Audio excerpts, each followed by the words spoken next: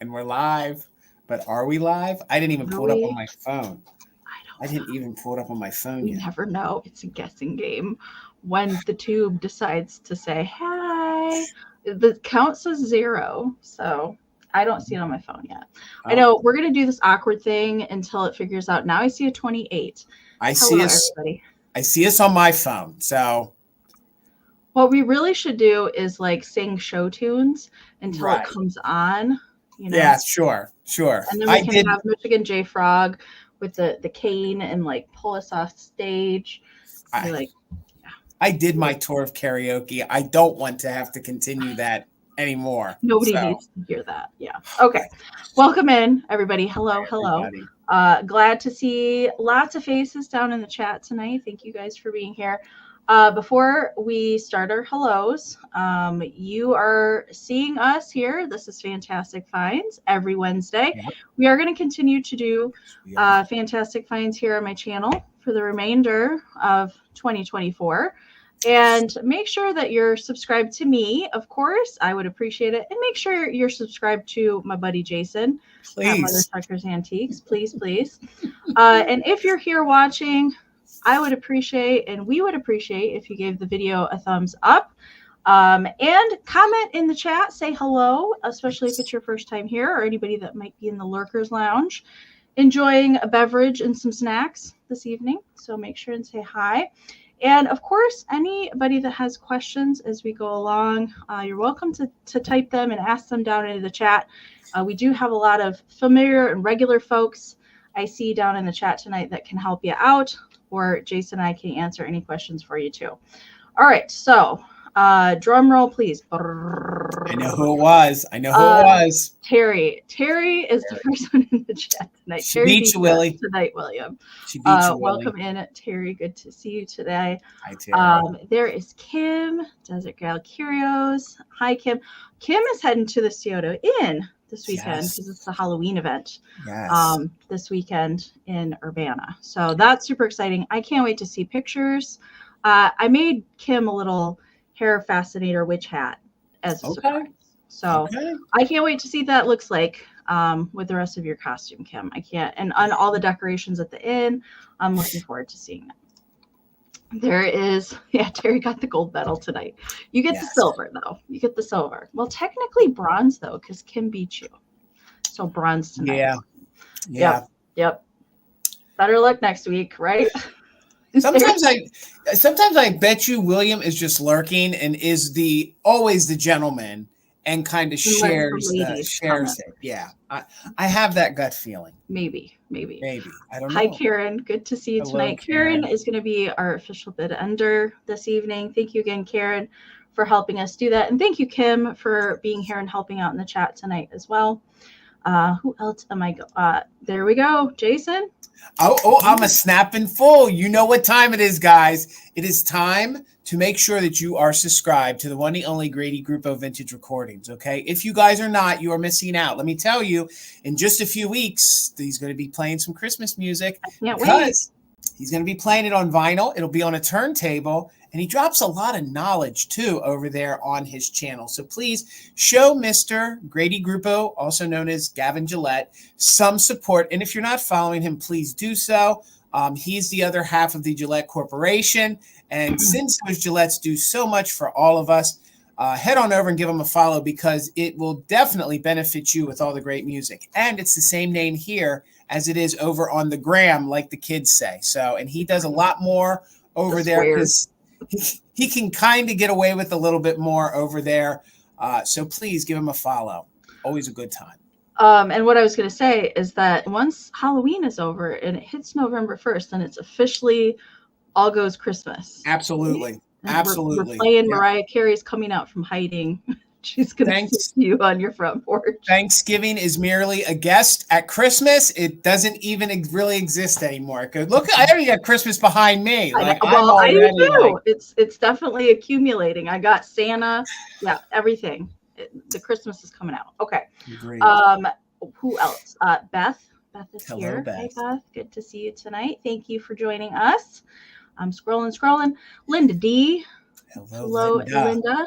And Bunch hello, of all of you beautiful chatters down there, Miss Gutierrez, Hello, and Debbie. Teddy, of course. Hi, Debbie. Good to see you tonight. Amy, I have some frogs tonight. I think you know. And Debbie sent me one of the most funniest reels of Jeremiah was a bullfrog, and it's actually a reel of a real bullfrog sitting with a glass of wine, and it's pretty funny. It's pretty funny. Okay.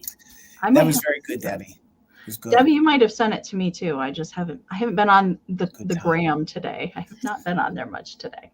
Okay. And then I see Jason's mom. Hello, Mom. Hi, Linda. Good. Mama Linda, as I usually call her in the chat. Good to see you tonight. I'm going. There is Brad. Hi, Hello, Brad. Good to see you sir. tonight. There is my mom, Mama Pam. She made some new apple bread. It's called apple snacking bread. Ooh. I think it's more like a cake, though. But I had it for breakfast, and it was fantastic. So. Does it have like little chunks of apple mixed in? Okay. Yeah, it does. Okay, I figured it would. Good. I figured it would. She gave me a couple pieces of it, so yeah. Okay. It was good. All right. I'm going. There's Laura, Daffodil Fields Finds. Hi, Laura. Good to see you tonight. There is the other Tina from Iowa. Good Spelled the right way. Tina, you changed your profile picture. She did. Isn't that weird that we noticed that? Is it weird that we noticed that? I don't know. I'm a very visual person, so a lot of times I actually see the little avatar and call them by their name sometimes before I even read the name. I recognize people first by their little profile picture before I recognize the name. I don't know. There's Trina. Hi, Trina. Trina. There's Wisconsin Janine. Hi, Janine. Hello, and Janine. There's Shannon Ferrara. Good to see you. To quote Misty. And there is Heather. Good to see you Heather. tonight, Heather. Spark Joy in Life. Hello. Welcome in. Friend. There is Tracy. Artsy Fartsy. Hi, Tracy. Good to see you tonight. Tracy, I liked all that kind of really groovy artwork that you were sharing. I need to go check that out because I really liked that. Who else am I seeing? Chris, my broom closet. Hi, Chris. Good to see you, friend. Hope you're doing okay, Chris. Circle 7 Farms. Welcome in. Laura. Welcome. I'm going. I'm trying to get through these super fast. Dusty Moose is on the loose. She's here in the chat tonight. Hopefully William's not giving you too much trouble this evening. I know that was a lot yesterday, so I'm hoping he's going to give you a break tonight. I hope somebody records them driving to the pop-up together or has some kind of a reel or some kind of audio. Something. I think the highlight of us all getting together in December is the fact knowing that Dusty and William will be traveling together. I know. It's a highlight. And that they're going to be like in person. Yes. That's going to be, I think the most exciting thing is getting to meet so many people in one location at the same time. I'm really looking forward to that. Besides the Christmas Wonderland, of course. Well, yes, right. But I'm excited to meet everybody.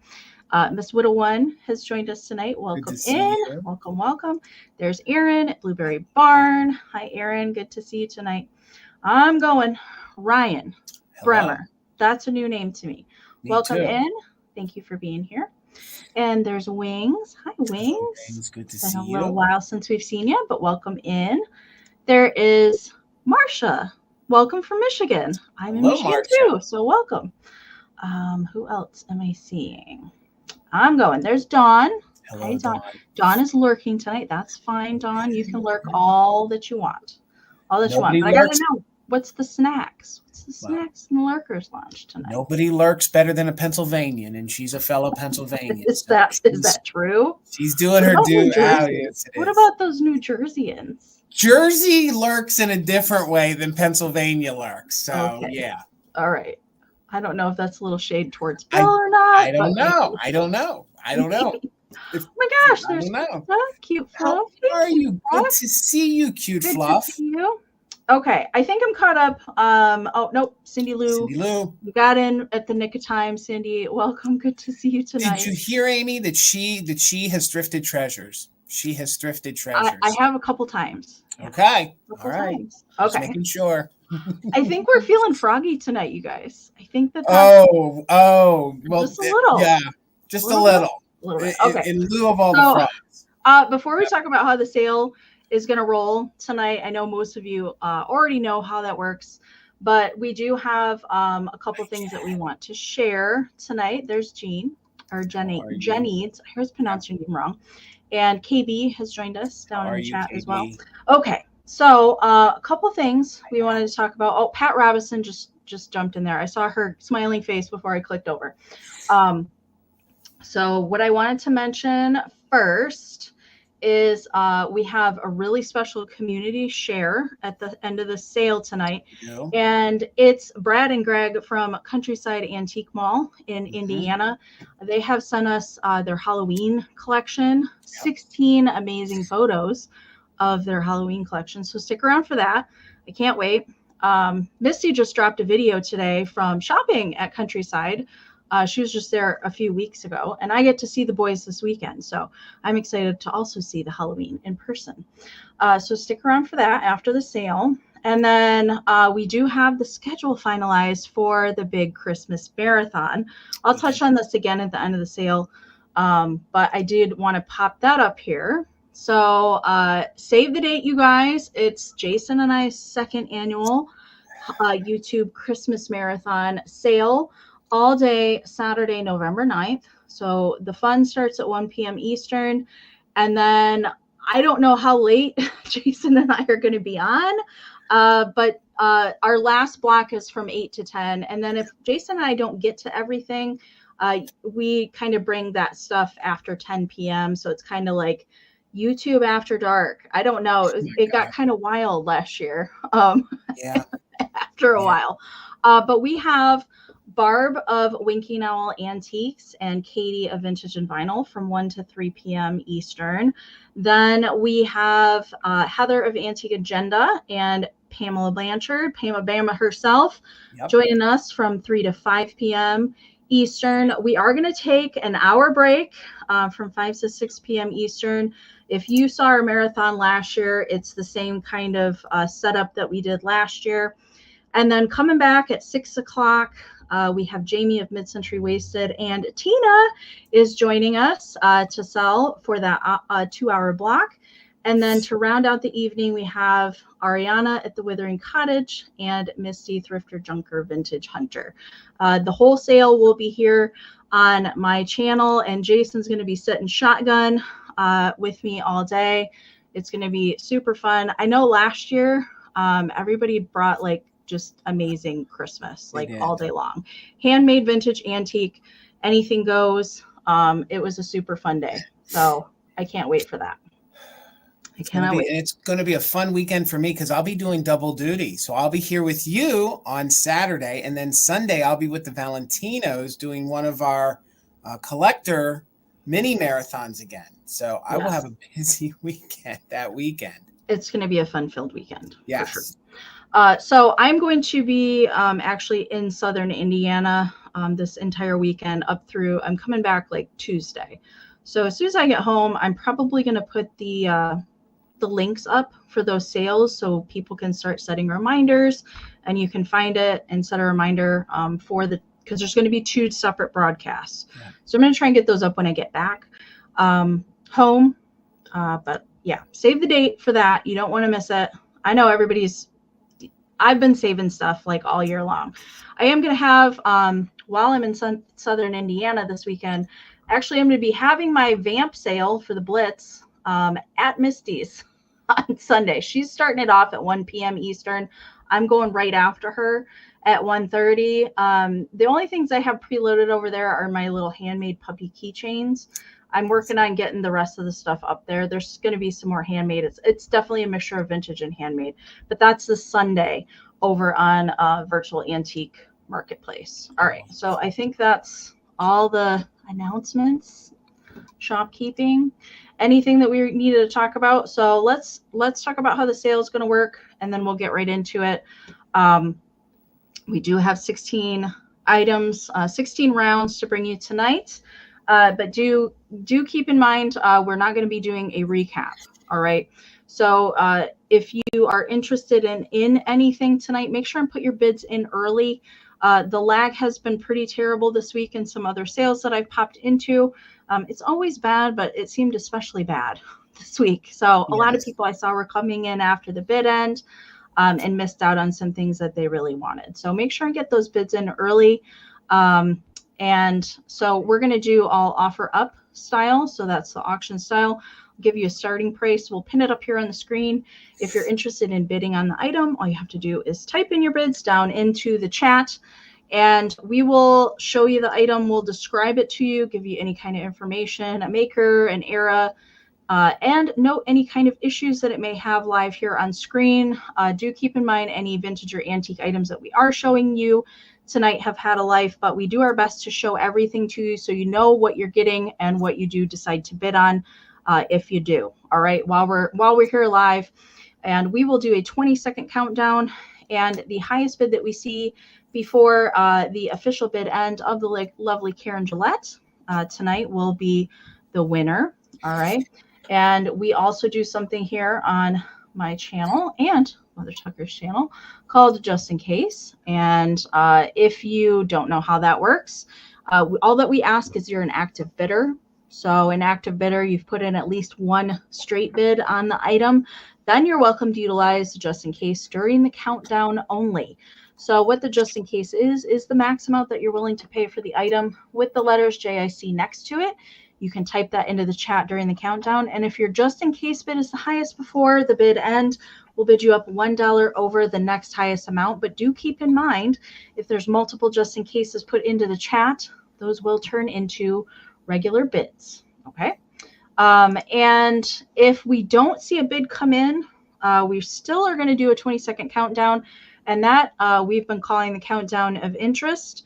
That is going to be your last chance at kind of sneaking in there and getting the item. Or if there's multiple bids that come in there, I mean, just in cases can be in play. It'll be just like a regular round. But that is your last chance at the item because we're not doing a recap at the end. Okay. So if there's no bids, then it just doesn't come back. All right. And if you win an item tonight, we do need some information from you. Our emails are up here on the screen. You can find our information down in the description of the video. I've also pinned it in a comment at the top of the chat and where we ship from. And our lovely mods do a great job putting them into the chat throughout the sale as well. But if you win an item, especially if you're a brand new buyer, you're welcome to pre-register with us. You can send Jason and I a joint email. We certainly don't mind that. But if you win an item tonight, or maybe it's been a while since you shopped with us, we do need the following information emailed to us during the sale. We need your YouTube screen name, your real name, your full shipping address, and an email that we can send your PayPal invoice to. Jason and I only do our invoicing in PayPal.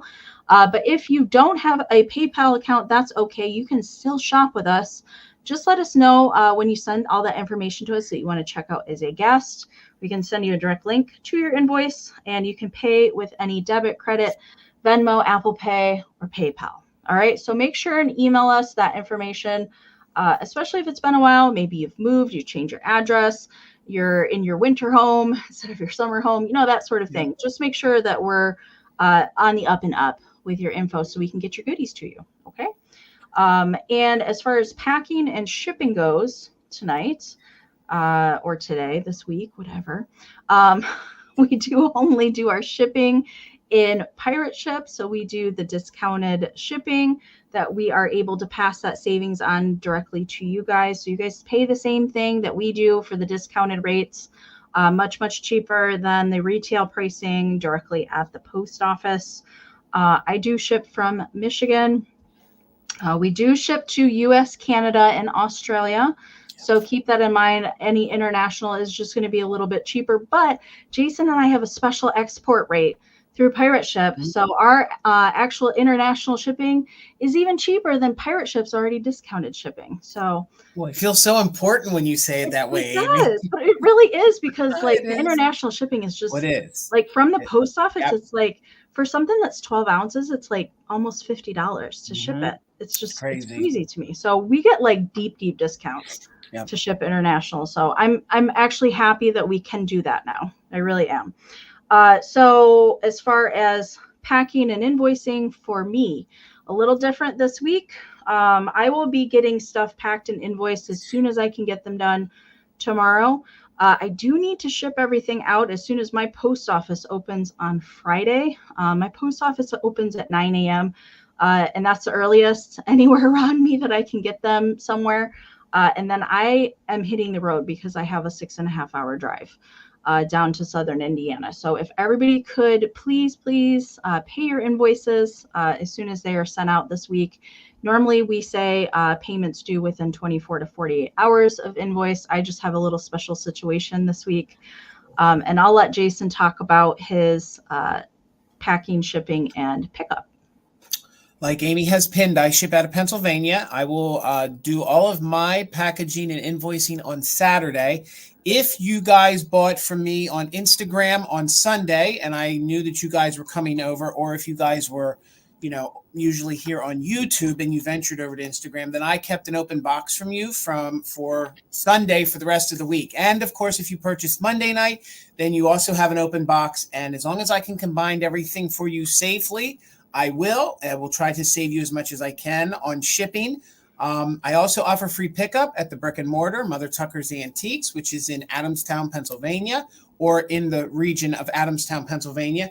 If you guys want to pick it up there, all you have to do is let us know in the email, and we will only invoice you, of course, for the item. Once it's paid, then we'll communicate through email on when and how you want to pick it up at the shop. And that's pretty much it for me. Okay, sounds good. A couple more people popped in the chat. I saw while we were gabbing away. Let's see if I can find them again. Retro D popped in there. Hello.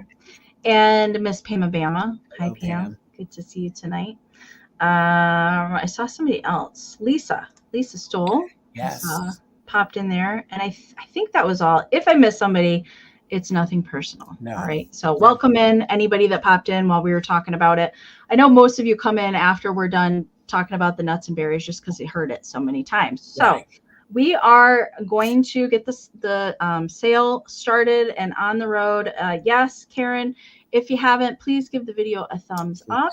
And we're going to go ahead and I guess I'm going first tonight, Jason. Please. I'm superstitious. Superstitious. Okay. All right. I know, Jason, I have a lot of coordinating items tonight. We didn't talk about it. We just kind of pulled, very similar things for the sale tonight.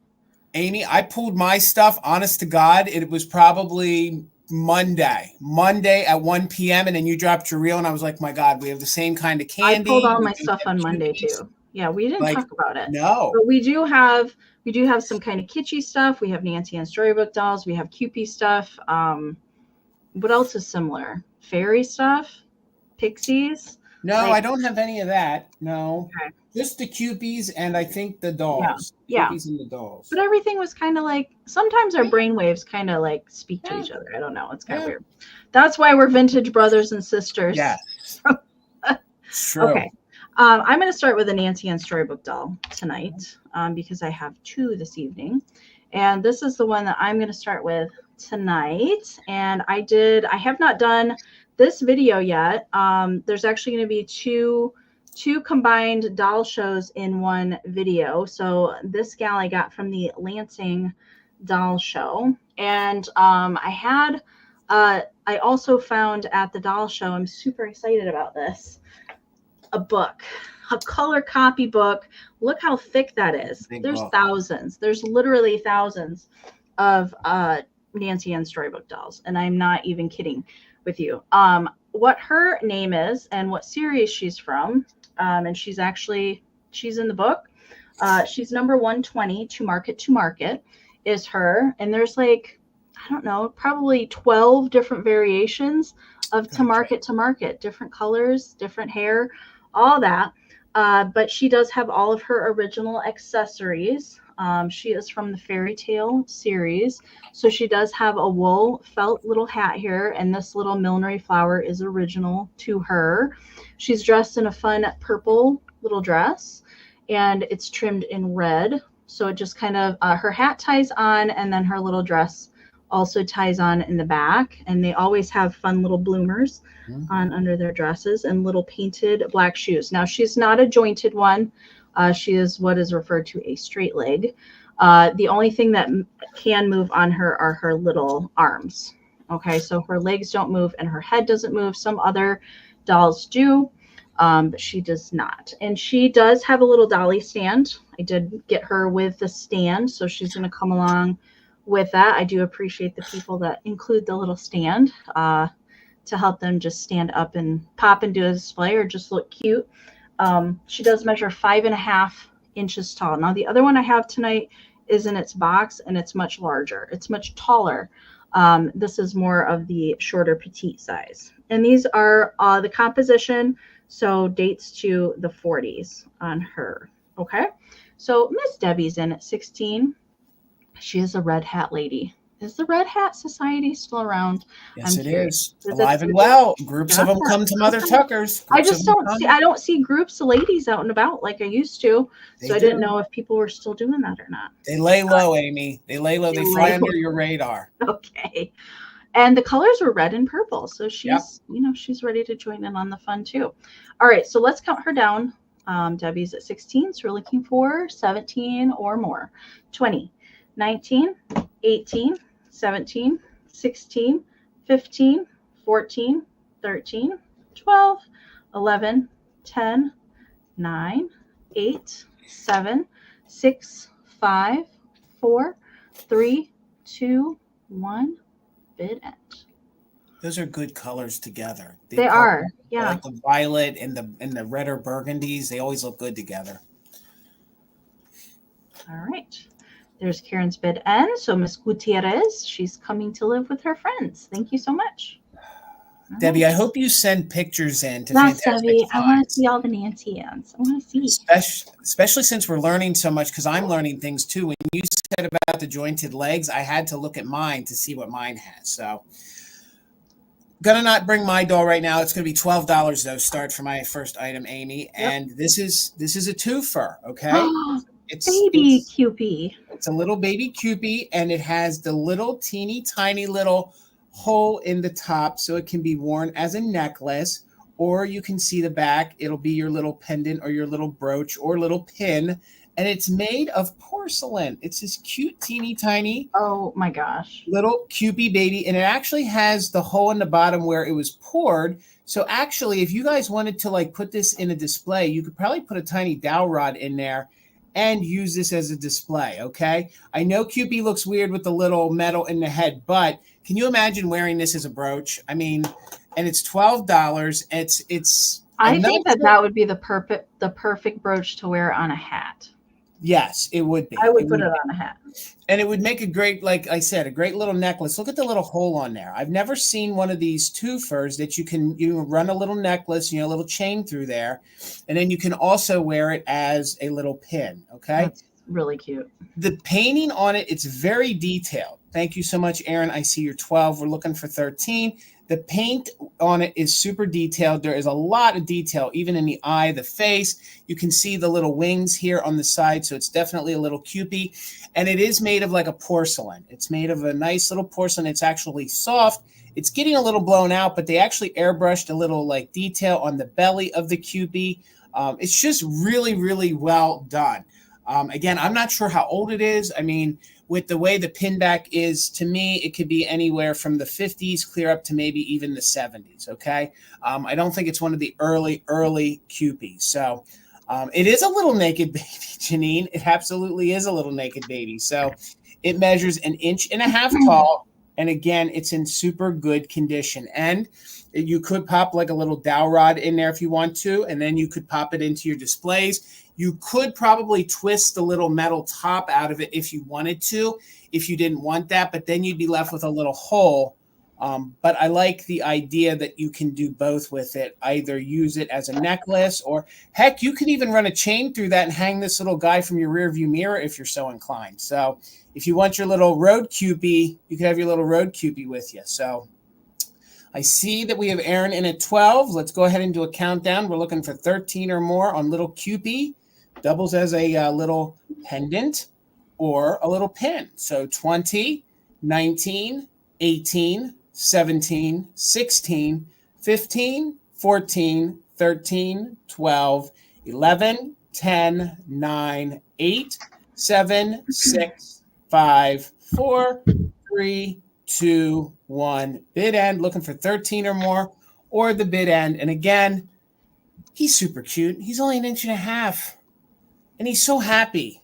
You can't have a bad day. No. With that little face to look at. So there's a bid end. Thank you so much.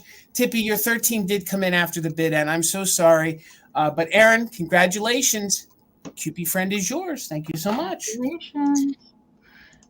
Jason, are you getting like fall leaves and yes in Pennsylvania? Yes, but then we're getting a heat wave too, so then it was cold and a lot of them turned, but now it heated back up like the last like 4 days, and now it's cold again, and so all the leaves, like I'm gonna have yard work to do when I get back too, which I'm super excited about.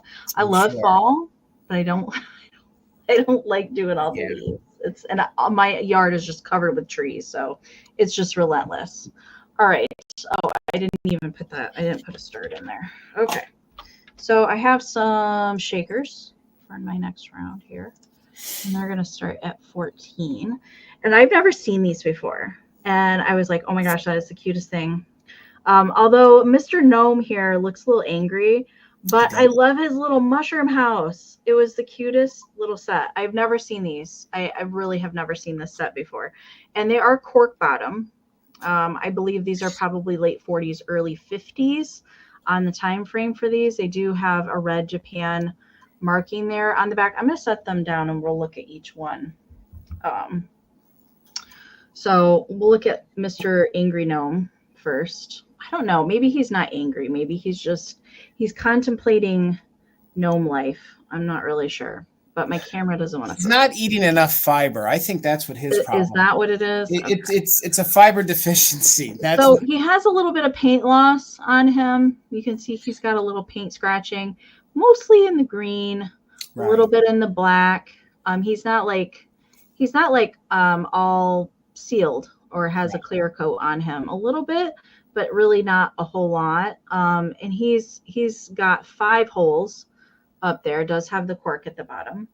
And then the mushroom house is just the cutest little thing I've ever seen. It's got a door. It actually looks like it has saloon doors on it, the kind that you push in, and then little windows there. The mushroom also has 5 holes, and it's even got a little window at the back. So, it's like a double level mushroom house. I think that's super cute. There's no chipping, just the little bit of paint loss that's on there. Where is my notes? So the mushroom house is 3 1/4 inches tall, and Mr. Gnome is just a little over 2 inches, just a scotch over 2 inches. But I thought that was just the cutest little different set. Definitely different than I normally pick up, but I'd never. Jason, have you seen these before? No, I have never seen these before. And that mushroom looks very realistic. It really does look like a little mushroom house. And from what my research told me, I couldn't find a maker on these. Right. They did make the gnomes and the mushrooms in different colorways too. Okay. It's cute. I've never seen these before. Daniel Harps, there's a name I haven't seen in quite a while. Good to see you. All right, we're gonna do a countdown of interest for these guys. We're looking for 14 on the set, and 20, 19, 18, 17, 16, 15, 14, 13, 12, 11, 10, 9, 8, 7, 6, 5, 4, 3, 2, 1. Bid it. Thank you, Trina. I see you're 14. Yes, Pam, I'm heading to Southern Indiana this weekend to hang out with Misty. So Mom Pam's not coming. She's got a cake. She's got a cake she's got to do. So that's why she's not coming. All right, there's a bid on from Karen. Trina, those are coming to you. Thank you so much. All right, Miss Amy. $18 choice. $18 choice. And I found these in September, and I can't wait any longer because I think they're great for now, and I think they're great to actually hang on your Christmas tree, although they're all year round. I take it these were kits. I tried to do some research to find the company, but I take it these were little kits, okay? So you have 3 to choose from. They're in overall good vintage condition, and they are these plastic little balls. You can see that they did put glitter in the back, and then they took the little bone china. Those like are little, Napco yes, miniatures. yep, they're the little miniatures. So then they have them Wow. on the inside with little millinery flowers. So each one is a little different. So your first one at 18 is, of course, Little Red Riding Hood. And those little miniatures alone are very collectible. But Yeah. it's in a fun little ornament that you can hang, and it has its little hanger right here. It has its little bow on it and a little like faux gem on it. And each one of these is 4 inches in diameter. So if you guys are into nursery rhymes, these would be fun to leave out all year round. Or these would be, you know, fun to actually hang on your Christmas tree. So let me get in close so the glare comes off so you can see. And then in this one here, you, of course, have Little Red Riding Hood. And then you have the big bad wolf posing as grandma. And there's a little millinery flower in there. So that's going to be your first one. And then, of course, there's pink around it. And the balls are plastic. I think these are fantastic. I mean, I think these are awesome. Then you have this one they used pink glitter on. Then you have Mary Had a Little Lamb. Wow. So let me get that doggone glare off. There you go. Now it's a little darker, but you guys can see. And the plastic may have a few little scuffs to it, maybe a slight little haze to it. But then again, these have been around probably since the 70s or 80s maybe. And again, it's a little scene on the inside. It's a little diorama. It has part of its little gem there on the top. I don't know if it's missing anything. But of course, this is going to be your second choice. Amie, have you ever seen anything like this before? Not like made with those miniatures. No. I mean, these are fun. I mean, I guess if, those miniature sets alone usually go for like $24. So that's pretty amazing. I mean, I guess if you weren't so into the bow, you could take the components out. But I have to tell you, somebody liked those miniature sets so much that they made them that way to protect them. Well, the woman that I bought them from, she swore that she remembered going to the craft store and that these were kits. Like back in the days of buying the beaded ones, these were kits. So and those look like those are Hagen Reneker miniatures. Well, these I don't. Well, or are they plastic? No, these. Well, the weight of it, they're the bone china ones. I'm almost certain that all these are bone china on the inside, and you can see that these are the more bisque bone china ones. And I've actually sold this trio before of the little woodland creatures. So you have a little duck, you have like a little chipmunk, and then you have a daisy with a butterfly on it. I mean, you can't get much more kitschier than that. And I don't know if it's missing a bow or you know, maybe it never had a bow. And then here, this one has like white glitter on the back. So, and each one of these is 4 inches in diameter. So, and they each have their little hanger, so you can hang them as little dioramas all year round. Or you can hang them on a tree. Like, honest to God, I think these are just some of the neatest, kitschiest little ornaments I have ever had. So $18 choice. This one we are going to call Flower. So hopefully, yeah, I'm seeing on my phone. You guys can get the gist of that. And they're not as cloudy in person as they're reading on the screen. So you can clearly see the scene on the inside. I think it's just the plastic is looking semi-distorted. So you have that one. And then you have Little Red Riding Hood, which was the first one I showed you. I can imagine a whole tree of these. Like, I mean, I think it would be fantastic. And then I see Mary Had a Little Lamb. I'm just surprised that nobody else likes them as much as I do. So let's do a countdown of stuff like that on my tree. Let's do a countdown of interest on. I mean, if you have somebody who has a newborn, if you guys collect, you know, nursery rhyme books, like I think they're awesome. So we'll do a countdown of interest, $18 choice, and it'll either be Flower, Red Riding Hood, or Lamb. That's what we're going to call them. So I'm going to hold them up here the best I can, and let's do a countdown of interest. So 20, 19, 18, 17, 16, 15, 14, 13, 12, 11, 10, 9, 8, 7, 6, 5, 4, 3, 2, 1. Bid end. $18 on these fun bone china little dioramas, especially the little figurines. Those alone. And if you didn't like the balls, you could probably take them out. I'm assuming the joint is covered up by this. So there's our bid end. Thank you so much, Karen G. Wings, I appreciate you. Let me know, did you want lamb? And again, sorry about that dang ring light. So we have lamb, we have flower, and then we'll call this one Red Riding Hood. It's a lot of words. So Mary Had a Little Lamb is yours, Wings. Thank you so much. Congratulations. Those are awesome. I've never seen anything like that. Okay. I have a book for my next round. And this, first off, there's two pieces to this. So the outside that you're seeing is actually its original box. And then the book is on the inside. I actually found the box first, and then I found the book in a totally different state, even that I found the box in. I found the box in Ohio, and I found the book in Illinois. So I don't know. But I was happy that I found the book, because the box I thought was cool enough, but I was like, I know there's supposed to be a book in here. Now, the book does have some wear. Okay. It does have some wear to it. But I couldn't find that I couldn't believe I found it to actually go back in its original box. Now, the publication date on this is 1918. So yes, it's got some wear on it. But the illustrations in here, and there is some wear to the book on the inside as well. I'll try and open up the little inside so you can see.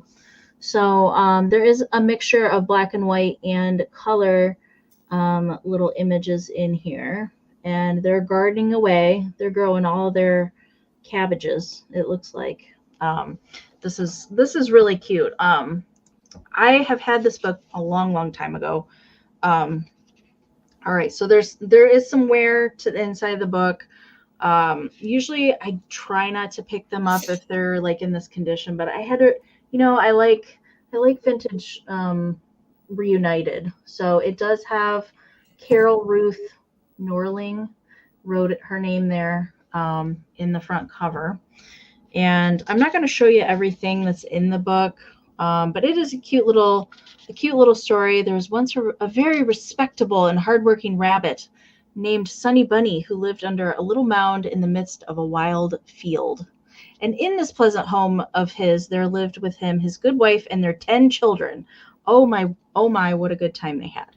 Anyway, it's kind of some adventures of the rabbit family that go throughout here. There's a few torn pages in here. Like I said, the book is like this one didn't have its box to protect it. Right. But there are really cute little illustrations that go along with all of the trials and tribulations that this bunny family goes through.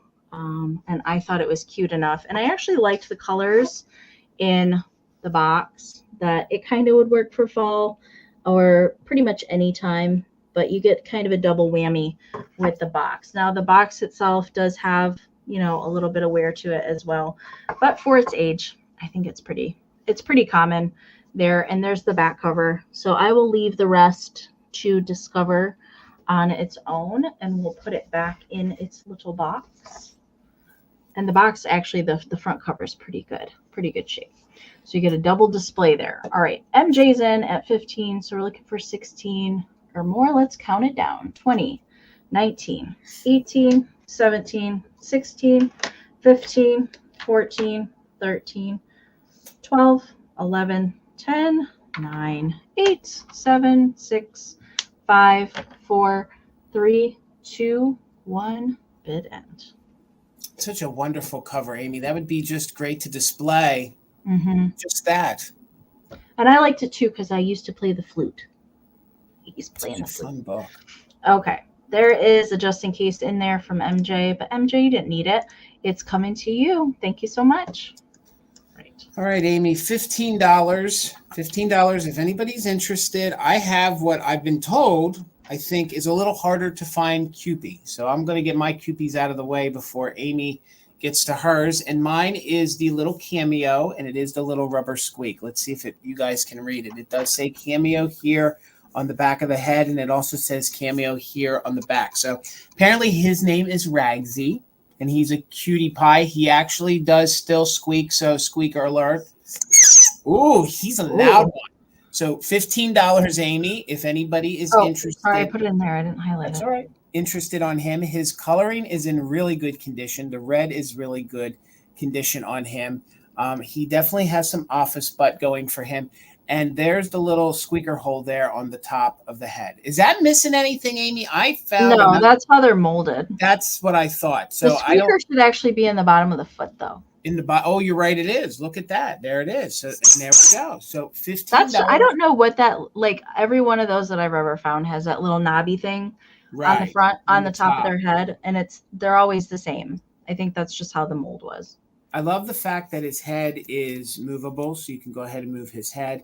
I do know they came in different colors. I was excited to actually have one to sell because I sat on, a couple different lives throughout the years and other folks had them. So I was super excited to bring this little mischievous Cupie to a sale. So he measures 7.5 inches tall by 5. So he is one of the larger sized ones. I think Amy told me before we went live that when she had one, hers were just a little bit smaller. Yeah.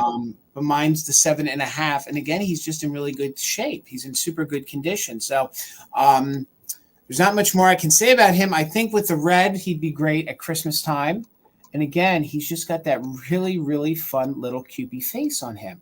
And of course, he's wearing that fun little suit, and he's got his chubby hands, and you can see the 2 little indents there, or should I say the 2 little bumps where the wings are. So 15 if anybody's interested on him. And again, he is 7.5 inches tall. But let's do a countdown of interest. Let's keep it moving tonight. Maybe somebody wants him.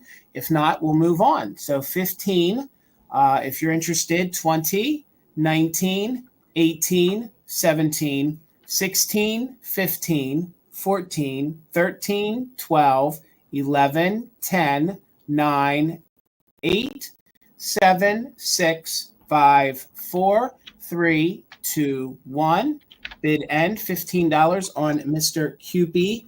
He is a squeak made by Cameo, and he is known as Ragsy. But I don't think anyone is interested. Oh, hello, Nicole. Thank you, Nicole. I see your bid. Again, he's probably, I've been, because of selling with Amy and Misty, and this is the best shape one that I've ever found to bring to a sale. So congratulations, Nicole, and thank you. He's yours for 15. Okay. I am starting to bring out the Pixies because it's almost Pixie time. It is. Well, it's always Pixie time, but you know what I mean. So I have a little bit harder to find one tonight. And maybe I've had one of these. I can't remember. But this guy, he's not just a Pixie, but he's into learning. So he's a Pixie that is on the log, and he is reading a book. All right. Come on, Pixie. Do your thing. Do your thing, Pixie. There we go. Now you can see his cute little face there. So he's perched on a little log or a piece of wood, and he's just hanging out in the middle of the forest, and he's learning. I don't know what he's learning about. Maybe he's reading the Nancy Ann Storybook Doll book. I don't know. Maybe. But he is in good shape relatively. There's no chipping to him. Because he is cold painted, there's just a little scratch here on the back of the suit, and maybe a little bit on the bottom of that foot. But really, that's pretty much it with him. He's like a medium-sized Pixie, I would say. He's not. There's much smaller ones that are about half that size. That are just little figurines. And then there's also ones that are kind of lounging on logs. But then there's some that are doing different things. There's sport Pixies. Then there's some that are holding shovels and that sort of thing. And then there is a whole series of these guys that are reading little books. So the book is just white ceramic, so that doesn't have any cold paint on it, and neither does the log does as well. That's not sealed on there, but everything else is cold painted on there.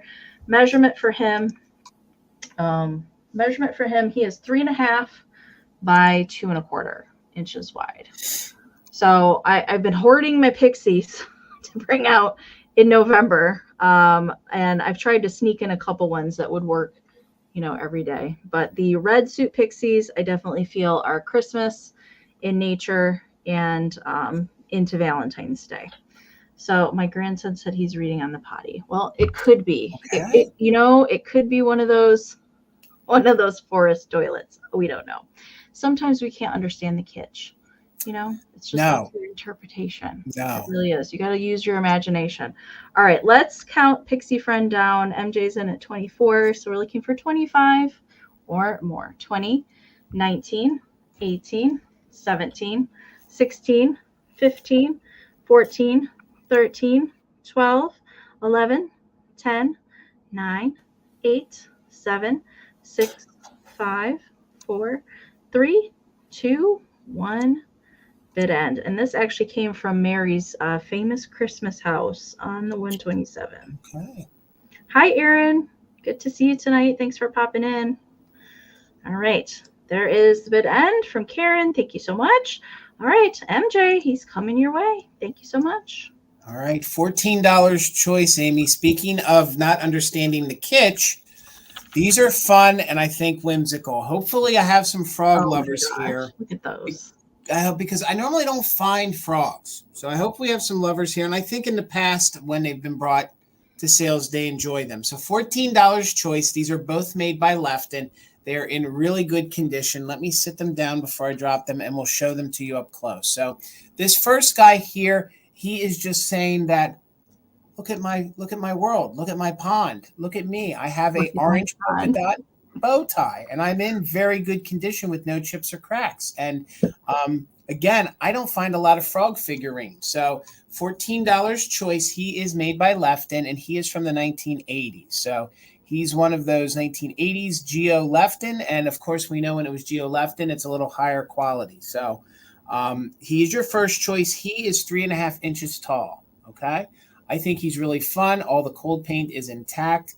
I just love the way he's just kind of serenading. He's almost like, there is my pond. Here I am. So there's your first one. Your second one at $14 is also a Lefton. And this one is a knitting frog or knitting frog. But here in Pennsylvania, we call it your knitting. You're knitting. I'm knitting, everybody. He's a crafty frog. He is knitting himself a little pair of stockings, he or she, next to a mushroom. Again, you know, if you guys are into mushrooms, into your Mary mushrooms, I think this would look great in your displays. Just a little bit of cold paint is missing here on the back. And there's just a slight remnants of the Lefton sticker here on the bottom, okay? So again, these are little figurines I don't see all that often. And if you do, a lot of the cold paint is missing or there's condition issues, but I think these are both super fun. So this one measures 4.5 inches tall, okay? And they're both made by Lefton. So that one, and then we have Mr. Little Frog here with his bow tie. I think they're both really different and really unique, and I think they have a great color, especially for the fall time, and if you guys are into frogs. But let's do a countdown of interest. They are $14 choice. Again, they're larger size. Bow tie is 3.5 inches. Mushroom is 4.5 inches. So let's go ahead and do the countdown. They're $14 each. 20, 19, 18, 17, 16, 15, 14, 13, 12, 11, 10, 9, 8, 7, 6, 5, 4, 3, 2, 1. Bid end. Daisy Girl, I see you're 14. Thank you so much. And again, it is on choice. We'll call the one mushroom and the other one we'll call bow. Bow and mushroom. And I hope you guys enjoy the frogs because I have 3 more rounds of frogs coming tonight. So thank you, Daisy Girl. I see you're 14. Did you want the bow or did you want the mushroom? And you, of course, can take both. You just want the bow. All right, Daisy Girl. Thank you so much. Okay. I have some Annalie Pixies for my next round, and they're going to come as a pair, not for choice. They've been together since the 80s, so I felt bad splitting them up. I did find these at the Toledo Doll and Bear Show over the weekend, and I had those Pixies that were holding like fall leaves a couple weeks ago. Yes, they were. These guys don't have leaves, but they're dressed in yellow suits. I really like them. I don't know. The Pixies are starting to get to me, the Annalee Pixies. Now, these are both true vintage Annalees.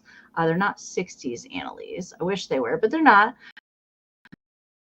One is from 1989 and one is from 1990. So they are vintage. But I will say that this one here does have a little staining on the bottom of his little foot there. But, you know, like if you bend it, and this guy is supposed to like sit kind of like that. Of course, you can bend these however that you want, bend them around things. But he does have that little staining on the bottom of his foot. It looked like maybe it brushed up against something and that, you know, it's probably been there quite a while. But the rest of them are super clean. I'll try and get the face to come in. I've never seen them in this butter style yellow, Amie. Yeah, it's definitely a buttery yellow, like a light pastel yellow. But like, I think that these are perfect for Christmas because it goes with like the non-traditional colors, like the teals and the pinks. And I think definitely, you know, spring pixies, fall pixies, they could work either way. So there's the pair of them. So you're going to get the pair. The other one is kind of like laying on its belly, like it's taken its Pixie senior photo. I'm pretty sure I have I've been trying, I think I said this a few weeks ago that I was trying to find all my senior photos to prove, like, I'm pretty sure I took one like this with like the year in the background and like this, you know, like on your, the awkward posing that we did for senior photos. There he is. And like I said, like these are really nice and clean. It was just that little black marking on that one. So this guy is the one from 1989. You can see it was originally 1957 and it was, they, you know, brought him back in 1989. And then the other one has 1990 on the tag for that one. All right. Oh, let me get caught up in the chat. Hello, Tammy and Daisy Girl. I see you guys, and Nikki's in at 21. All right, so you're going to get the pair. They are all bendy, flexy. Pose them how that you want. This was just kind of the pose that I found them in. So they've probably been in that. They probably could use some stretching. In other words, they've probably been in this pose quite a long time. Measurement for them real quick. 8.5 by 5 is the laying down guy, and 7 by 6.5 is the other one. All right, Tammy's back in at 22. So we're going to count these guys down. We are looking for 23 on the pair. 20, 19, 18, 17, 16, 15, 14, 13, 12, 11, 10, 9, 8, 7, 6, 5, 4, 3, 2, 1, bid end. And guys, you're getting both of these. It's not choice. You're getting them both.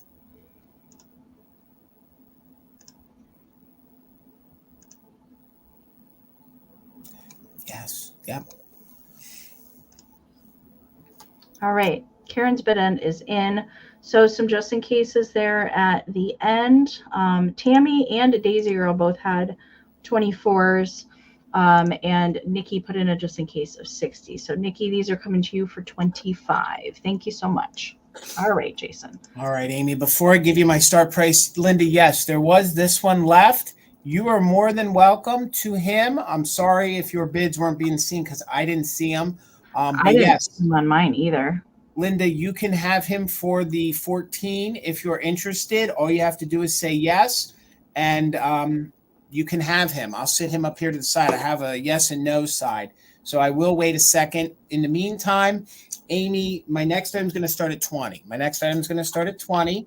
And Linda, yes. Boy, we got a heck of a lag. So Linda, yes, if you want the other one. And I do have a few more coming later. So I'll just watch for that. So hopefully I have some glass lovers here tonight because I have a nice piece of Fenton. It has its original label still. Now I'm not even seeing Linda. Yeah, okay. I hope you're not getting filtered, Linda, that bad. Yeah, I see her now, but no, you didn't see anything come in there, Linda. I would have highlighted it. Hold on, Linda. Let me write you down. Gosh. Sorry about that. We never want comments being filtered in a long time. Well, it acted weird a few weeks ago for me. But Linda, congratulations. He's yours. I'll put him over here so nothing happens to him. So $20. And this is a votive holder. It is iridescent. It is in gorgeous pink. I think it is 1980s. It was hard for me to see the little number inside the little Fenton. Okay. I think that's a little 8. I actually think they put it outside of it. Is that an 8 or a 9, Amy? Are you seeing on your end? Now I feel like I always have a hard time reading those because they're never stamped like right all the way in. So it's like half of it is not stamped and the other half, like, yeah, no, they're supposed to be in the Fenton stamp, but sometimes when they're this tiny, it seemed like they put them on the outside. Fenton did whatever they wanted. But all that aside, it's $20. This is the iris pattern. So it is the iris pattern. Hopefully that's reading for you guys. This could be a couple different things. One, it's meant to be a votive holder because it is large enough to put a tea light candle in. Or you could use this as a toothpick holder, or you could use it as a match holder if you want to. If you guys are bougie and you use the nice long matches to light your fires during the cold season, you could use this. So I'm trying to show you guys the molding in it, and it is the iris pattern, okay? It does fit your traditional sized candle, if I can get my thumbs to work here. So we pop that in there. It is lit. Boy, my lights are blowing everything out. And it does flicker very, very nice and give a very nice ambiance, okay? So it measures 2 3/4 inches tall, no chips or cracks, and it measures about 2 1/4 inches wide. Plus, if you guys are like me, I like a good label. This one has the Fenton sticker on it. So if you guys do like a non-traditional Christmas, this would be a great, pink in your Christmas colors. Let me tilt it like that so you guys can actually see it. And believe it or not, these do go for a little more than the $20. And when folks collect them, this apparently is was a very popular sculpt. Folks collect it. They even pay up for the clear iridescent one. I couldn't actually, I don't want to say that I couldn't find. There's fairy lamps that match that pattern, isn't there? There is. And I couldn't find this pink one in iridescent online. So they did it in pink and then they did them in iridescent. Again, no chips or cracks. Thank you so much, Laura. I see your 20. And again, I love the kind of pillar style way it is, the optics on it. And it's in very good condition, no chips or cracks. And I do love the fact that it has its label. So let me get in there so you can actually see the irises.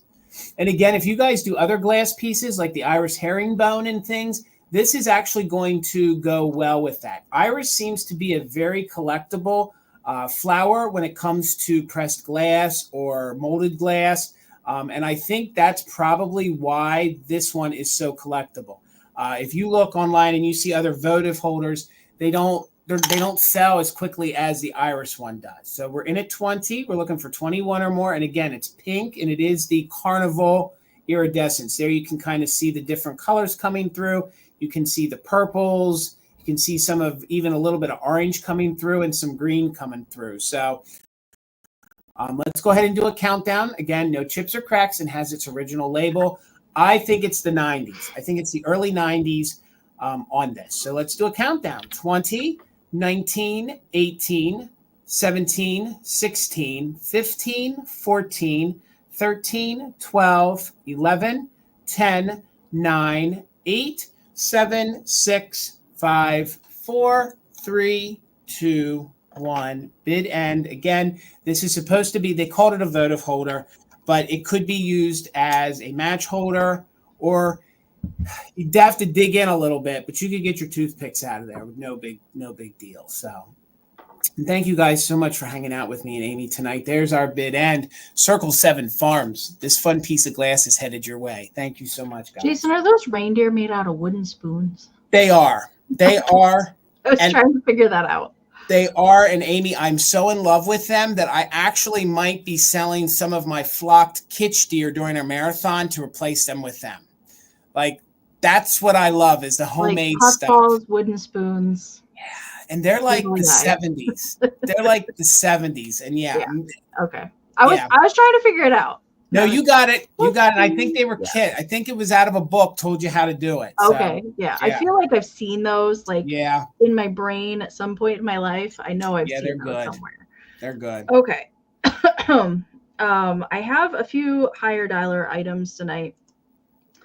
This is going to be the first one. And I've sold a lot of these cats over the years, but I've never found the set before. And they're definitely special. So these are made by Lipper and Man, and they are what's referred to as the polka dot cats. Very Holt Howard and stylized. There were a lot of companies that wanted to get in on the market for the cozy cats that Holt Howard designed. So a lot of companies, tried to get on the bandwagon for those. They are from 1956. So both of them are stamped 1956 copyright L&M. So that stands for Lipper and Man. And what's special about these, they're not just salt and pepper shakers. They're actually sugar bowl and creamer as well. So the heads of the cats are the shaker part, and then the bottom of the cats are the sugar bowl and the creamer. So I'm actually going to set these down. The only notable issue I want to say, there's a couple flea bites and there is a small hairline crack, and I knew that when I purchased them, but I have never seen these in person, so I couldn't really leave them. So we'll start with this one. This one I believe is supposed to be the sugar bowl because it doesn't have the lip. Okay, there's a little bit of staining that's on the inside of this one, so they obviously were used at one point in their life. There's a faint line there. I don't know if it's going to show up, but it's like kind of right there. I can slightly feel it with my finger, but I don't see it. It covers like the little lip there, but it doesn't continue on the inside. All right, there's no other flea bites on this one. So that's the sugar bowl. And then the other one is the creamer. There we go. There's the little creamer. So this one actually has the little lip that is molded into it. So that would be the creamer piece. There's a couple tiny little flea bites. There's 3 little flea bites that I can see. This one doesn't have any other things. There's a little bit of staining inside of that one as well. But then the tails were molded so that you could use for the handles. There's a little crazing in the glaze on all of the pieces. And here are the heads for the salt and pepper shakers, which are pretty great on their own, but nestled in the bodies are pretty special. So they both have 3 holes. They're up there on the top. They do have cork stoppers still present there on the bottom. And again, they are from 1956. So I'm going to put the heads back on. We'll look at them together. Again, the one small little hairline and the couple little flea bites. There's a whole set of little creamers in 4 different sizes. And then there's larger kind of drink pitchers that go along with the series. There's also dogs in the same kind of style. Very kitschy kitties. Measurement for them, they are, I didn't measure them. I thought I did, but I must not have wrote them down. It looks to be that they are about 4.5 inches tall. Maybe the other one, the creamer, is just slightly taller at 4.5, probably 4 3/4. All right, let's do a countdown of interest on these guys. Looking for $40. 20, 19, 18, 17, 16, 15, 14, 13, 12, 11, 10, 9, 8, 7, 6, 5, 4, 3, 2, 1, bid end. I have never seen these ever. I hadn't either. Did these come from the Epic Salt and Pepper collector? Is that where they came from? Oh, no. No, they didn't come from. No, these came from Illinois. Okay. No, they didn't come from the Epic Salt Pepper Shaker lady, which I have a story I have to tell you about that. Okay, there's the bid end from Karen. Nikki, these are coming to you. Thank you so much. All right. Amie, $15 choice. $15 choice. And I have some Nancy Ann Storybook dolls too. Okay. So this one I did not preview. I'm going to call her the Valentine's Day one. Okay. Pretty sure she's Queen of Hearts. Is she the Queen of Hearts? I think she's fantastic for Valentine's Day. And also the fact that she's a brunette. So She's in very good condition. There is a little pull up here on the collar. So I'm going to let the new owner snip that or fix that. Okay. So if she must have gotten caught on something right here, I'll let the new owner do that. So, but she is the 5-inch one. She is the 5-inch one. She is the composition one, and she has jointed legs. So her legs are jointed, and you can move them on the bottom. All right. There are no stains. There are no issues. I think she would be great for your Valentine's Day.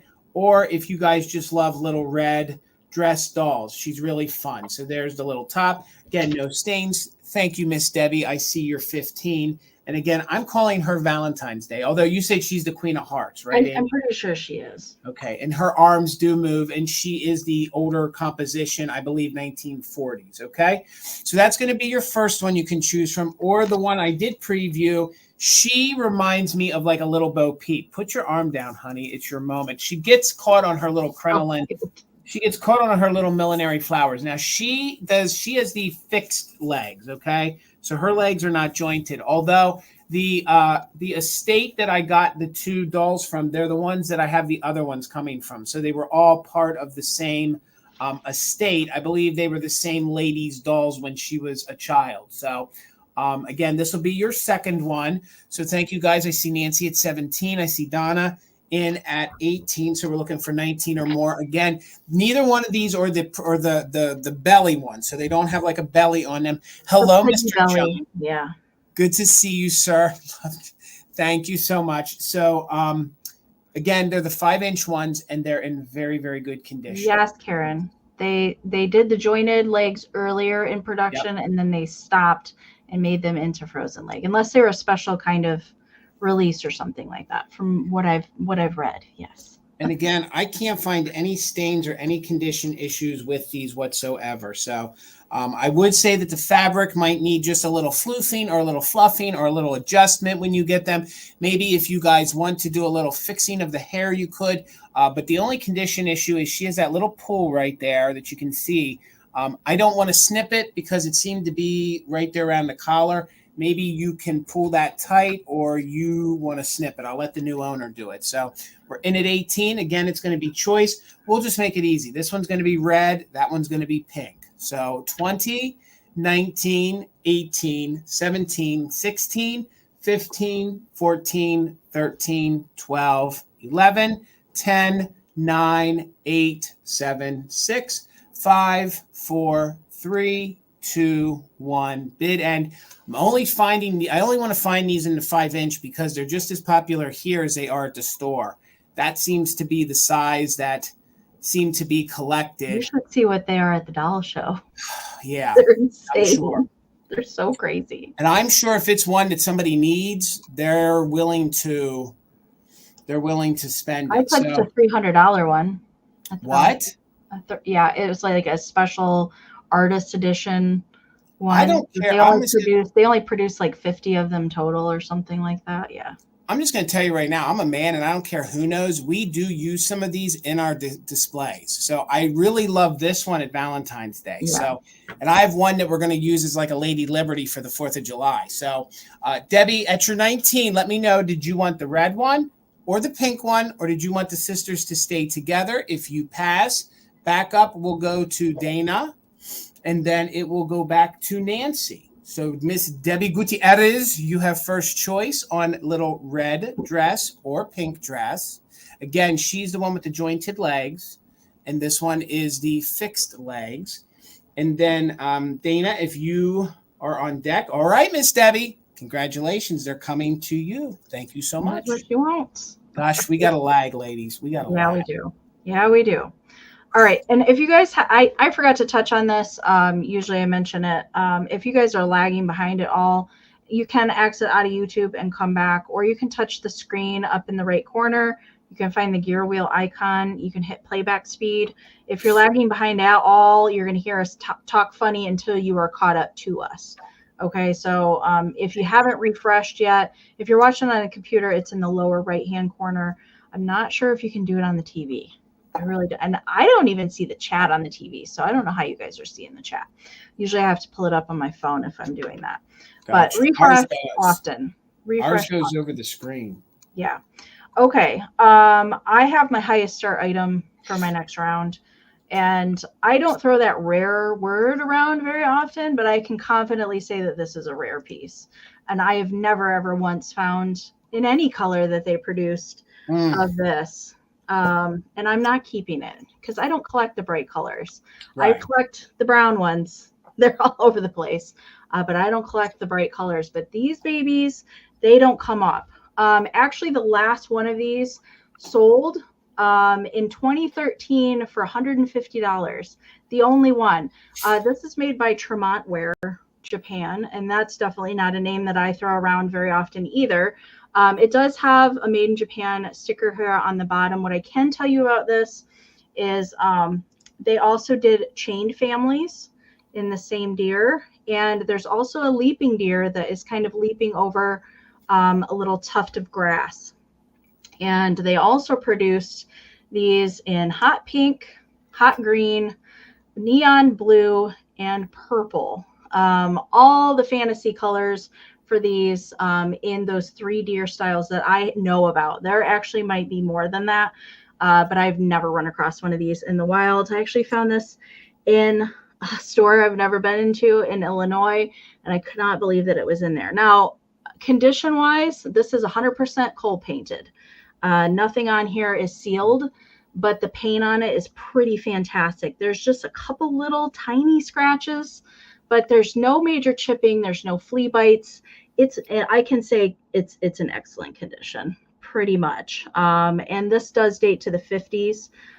They did the fantasy colors toward the tail end of the 50s. And then, most of the time, it's the brown, the standard brown that we're used to seeing. And that's not all. You're also getting this with it because I actually have this book in my own personal collection. So this is a double for me. Okay. So you're going to get this little book with it. I thought I would include it because it's a pixie riding a yellow deer. Like I could not include this with it. It's a cute just a little paper book. It does have some bending to it. But there's some cute graphics that go through here that you could, pop into a display or copy or craft with, whatever. What to do? Oh dear. So you're going to get that with it too. You guys know I like to pair vintage together. All right. So I see Chris, which is a new name to me. Welcome in, Chris. Thank you for being here. And Nikki just popped in there with a 60. Measurement for this is 5x6. 5x6, again, made by Tremont Ware, Japan, which doesn't come up very often. They really didn't make very many ceramic pieces. Most of them were kitschy kind of figurines like this. All right, so let's count it down. We're looking for 61 or more. If you're bidding, I do recommend it just in case because of the lag, okay? 20, 19, 18, 17, 16, 15, 14, 13, 12, 11, 10, 9, 8, 7, 6, 5, 4, 3, 2, 1. Bid end. Chris, I see you're just in case. Ooh, you guys. Oh, dang, you guys. You guys ain't playing. I know Nikki and Aaron know their kitsch, so I understand. All right. There's the bid end from Karen. Thank you so much. All right. So with those just in cases in play there at the end, Aaron had a just in case of 90. Chris had a just in case of 125, but Nikki had a just in case of 135. So Nikki, it's coming to you for 126. Thank you so much. I hope that makes up for the fact that I'm not going to get rid of my giant one. Thank you so much. I'm sure it doesn't, Amy. They want the giant one. I know. Nikki's been bugging me. Like, let me know if you're going to sell that big one. It's not. They want the good, Amy. They want the good. Well, I hope that was pretty good. That was really good. I've never seen one of those in my life before. So I probably won't see another one. So $40, Amy. Okay. $40, Amy. And I live in the land of moon and stars. And Tina found this on Monday, and I can't wait to offer it to somebody and sell it. Ooh. You do not find the Carnival iridescent moon and star that often, okay? This is a footed bowl. It's in very good condition. I believe it's made by I always want to say it wrong. It's Wyshire Glass. They purchased or they acquired or were allowed to use the molds after L.E. Smith and now I'm forgetting the other company, after they were done using them. So then they experimented and they started to do some more things. So I don't believe that this was made by L.E. Smith. I believe this was made just a little bit later by them, Wyshire, in the mid-90s, okay? So it is this, I'm going to call it, it's periwinkle, but it's probably like a cobalt.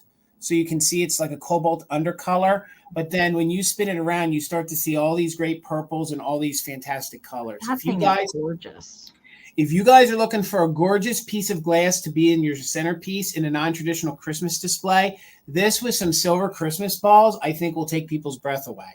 I researched online. I could not find this exact bowl. If you guys ever find a piece of Moon and Star in your travels, whether you're a reseller or a collector, pick it up because they did not make a lot of it, okay? I probably need to watch how I use the word rare and hard to find. But, you know, when we do these live sales, we try to find things that aren't common, okay? So that's why we use those words. So you can see, of course, if you guys aren't familiar, that is the Moon and Star pattern. The moon is actually the round part in the star. Some people think that's the moon. No, the Moon and Star is right here. That's your moon. That's your star in between, okay?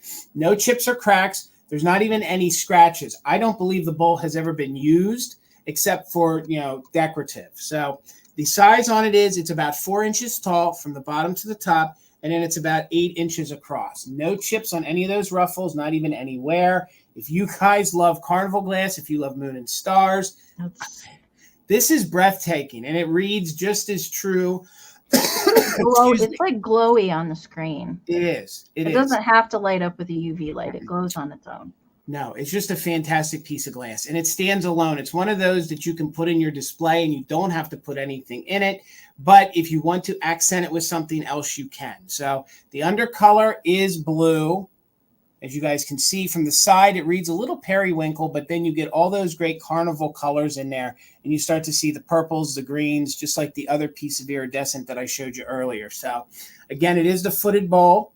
It is in superb condition. You know, sometimes when these, oh, I see you, Robin, at 41. Thank you so much. Sometimes if these get used, they can get small little scuffs on them, but there is none. And they did make other compatible pieces in this same colorway, but my goodness, they are not easy to find. If you guys ever find the canister set done like this, even one piece of it, it's crazy. Wow.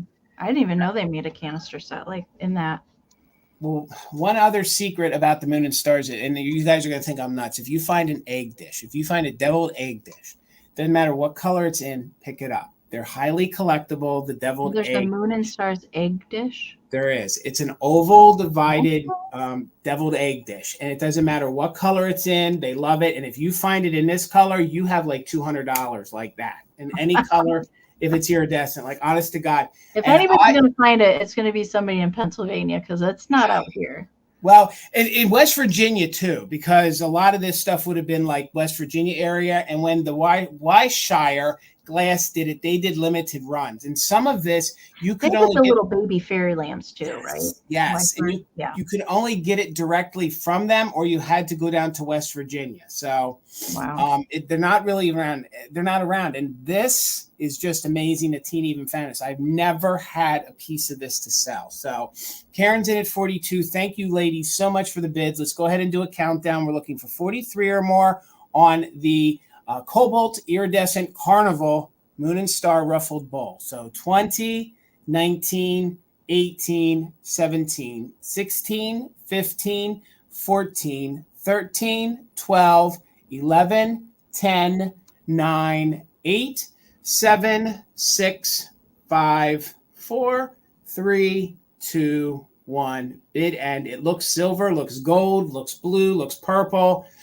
looks a little green. It's just a fantastic piece of glass. And I'm going to tell you, this is an investment. If you're going to buy Moon and Stars, buy these kind of pieces because these will hold their value and go up, I think, even more. So there's our bid end. Thank you so much. So with Karen Lord's 42 and Circle 7's just in case, Circle 7 is coming to you for $43. Congratulations. Oh, Robin, you're lagging. but I do see your just in case. Thank you so Robin, much, you did guys. come in way after the bid end. So Yeah. Robin, you might want to refresh and do the gear wheel thing to get caught up there. Okay. Yeah, the lag has been pretty terrible today. So if you're just coming in, keep that in mind that you want to get stuff in as early as you can get it in. Okay. And hi, Pammy Whammy. Good to see you tonight. Thanks for being here. Okay. I'm going to bring my Cupie up next. And mine is a Knickerbocker plush rubber face Cupie. And where did I get him? Elkhorn from one of my favorite Cupie ladies. She always has great stuff there. And she was a member of the Rose O'Neill fan club, and she used to go to the Cupiesta, which is a big like Cupie convention in Rose O'Neill's hometown in Missouri. So she has just fantastic stuff every time that we go to Elkhorn. But sadly, I won't get to go until May again because there's no more shows this year. But I did get this from her. And this is very nice condition. Like everything that I've gotten from her over the years has always been in really nice shape. She, of course, probably stored her things very carefully, but it does have its tag there still. And it does say Knickerbocker there. So same manufacturer as the Pouty Bear that I had. Was that last week? Yes, all my weeks kind of blur together. But same manufacturer. And Cupe here does... he does date to the 1950s. They did these in several different styles and different color suits and different style hats. Sometimes they had a striped long hat. Sometimes they had a pom-pom. This guy's got kind of like just a red felt hat. And then the rest of it is that kind of fuzzy fur plush. And I have tied the ribbon around his neck. He would have probably come with a scarf. A lot of them came with little striped scarves or just a simple like plain little scarf tied around their neck. That wasn't there, so I added the bow, but you're also going to get this little Cupie tack pin. So it's just a vintage little enamel Cupie tack pin that I've stuck through the bow. That is something I got at the doll show over the weekend from another Cupie collector, so that's pretty exciting. And they did make these in several different sizes. I'm going to get caught up on the chat. I'm super behind. I'm sorry, you guys. Okay. Measurement for him, he is 10.5 inches tall to the little pointy hat.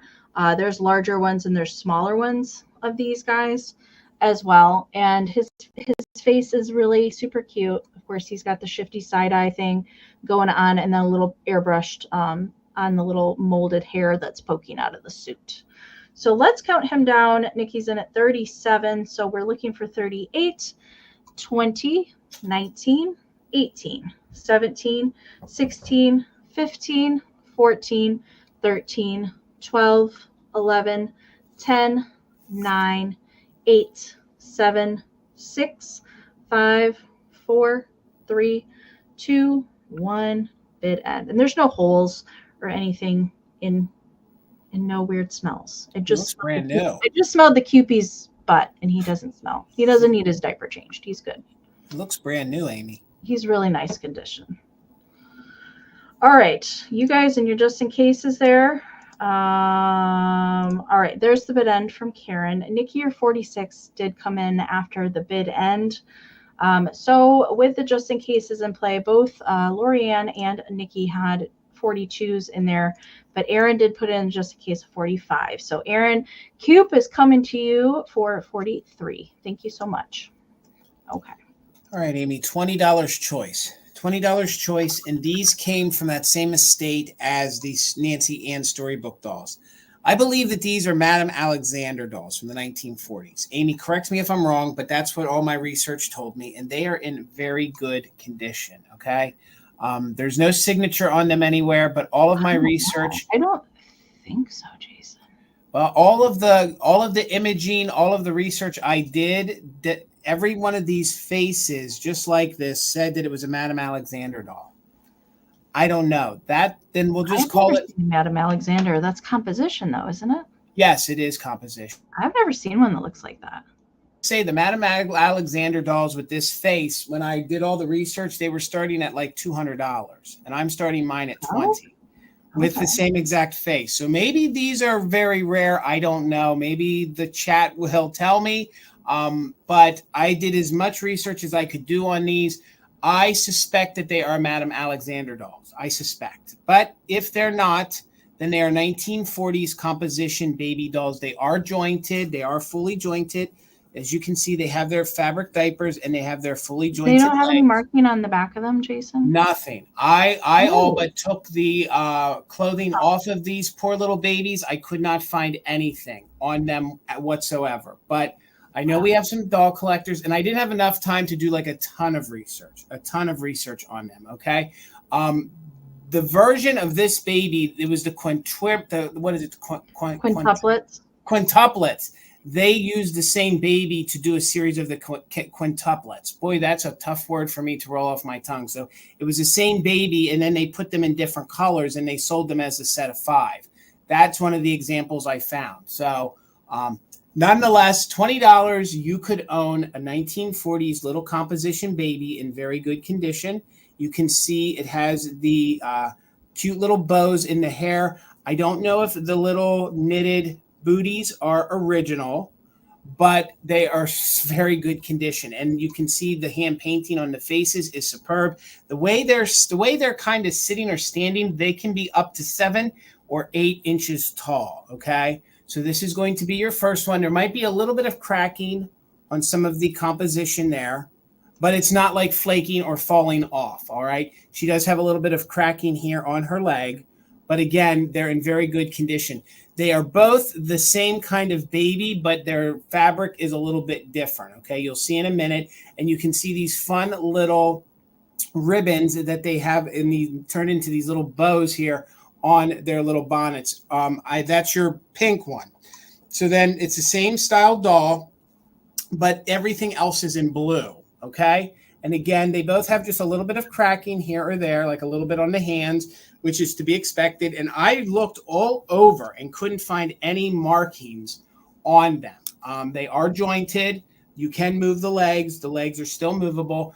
But like I said, all of the Google images took me back to there's another Madam, and I can't.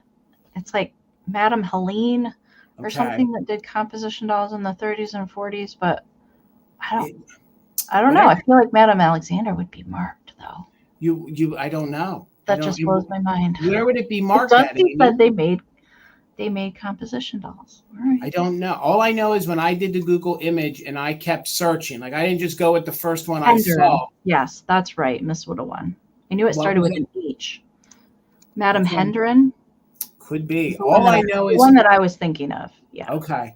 Well, they're in very good condition. And I thought for $20, a cute little composition doll, I thought that was a good price to take a chance, whether they were a name brand or not. You can tell that they're really good quality, and they're both the same kind of sculpt, but they both have different style dresses a little bit. And you can see like up there, the design on her bonnet is a little different from that design. And I kind of thought together, because they've been together their whole life, you could have one that represented a little boy, one that represented a little girl. So again, they're just super cute, and they're in very good condition. And however you pose the legs, they stand little like they're knobby-kneed a little bit. They're really meant to just be sitting, but you kind of straighten the legs a little bit. You can get them up to almost like an 8-inch mark. Okay. So let's go ahead and do a countdown. We're looking for 21 or more on choice of the composition dolls. Either way.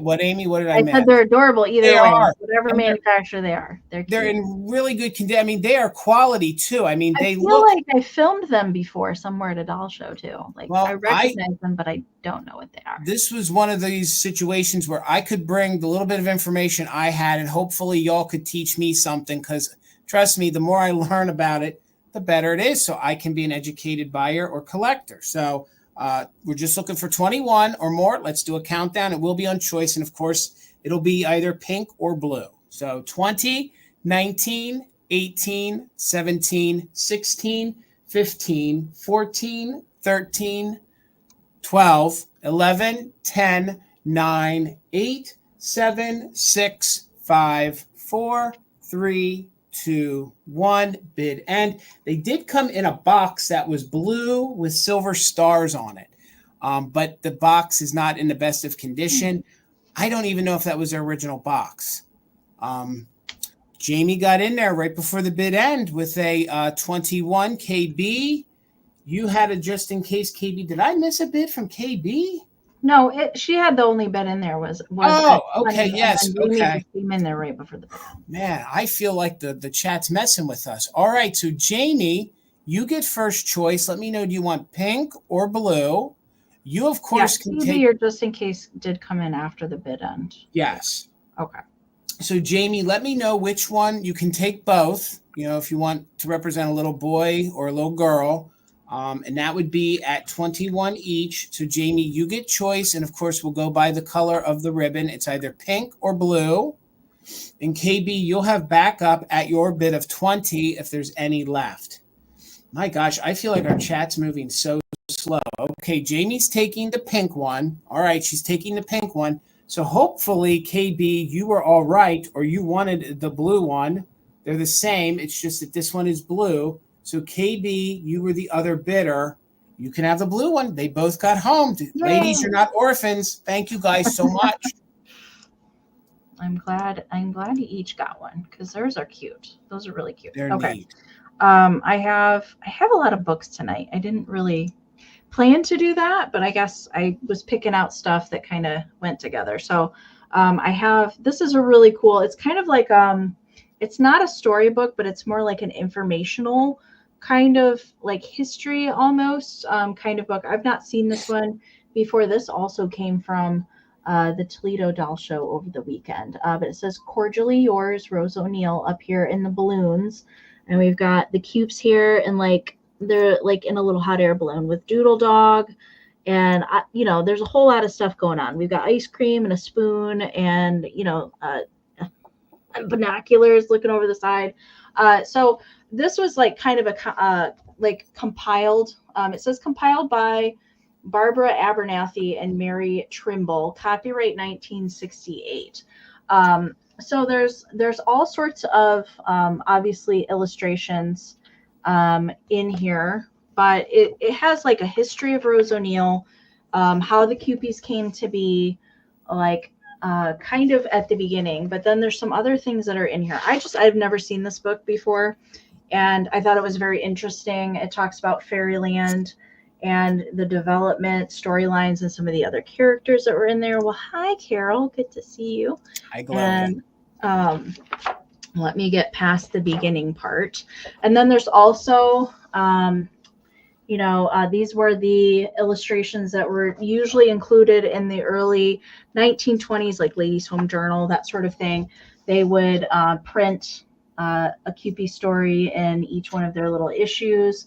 So there are some of those that are in here as well. I love these. I have got some Christmas ones that I'm taking to the pop-up at Misty's. But we've got several of those stories that go throughout here. Look at the fairy cousin there with her little feather duster getting the cobwebs out of the corner. I saw a Mercupe in here somewhere. I probably can't find it again. So there's some of those that are in there. I'm gonna let's see.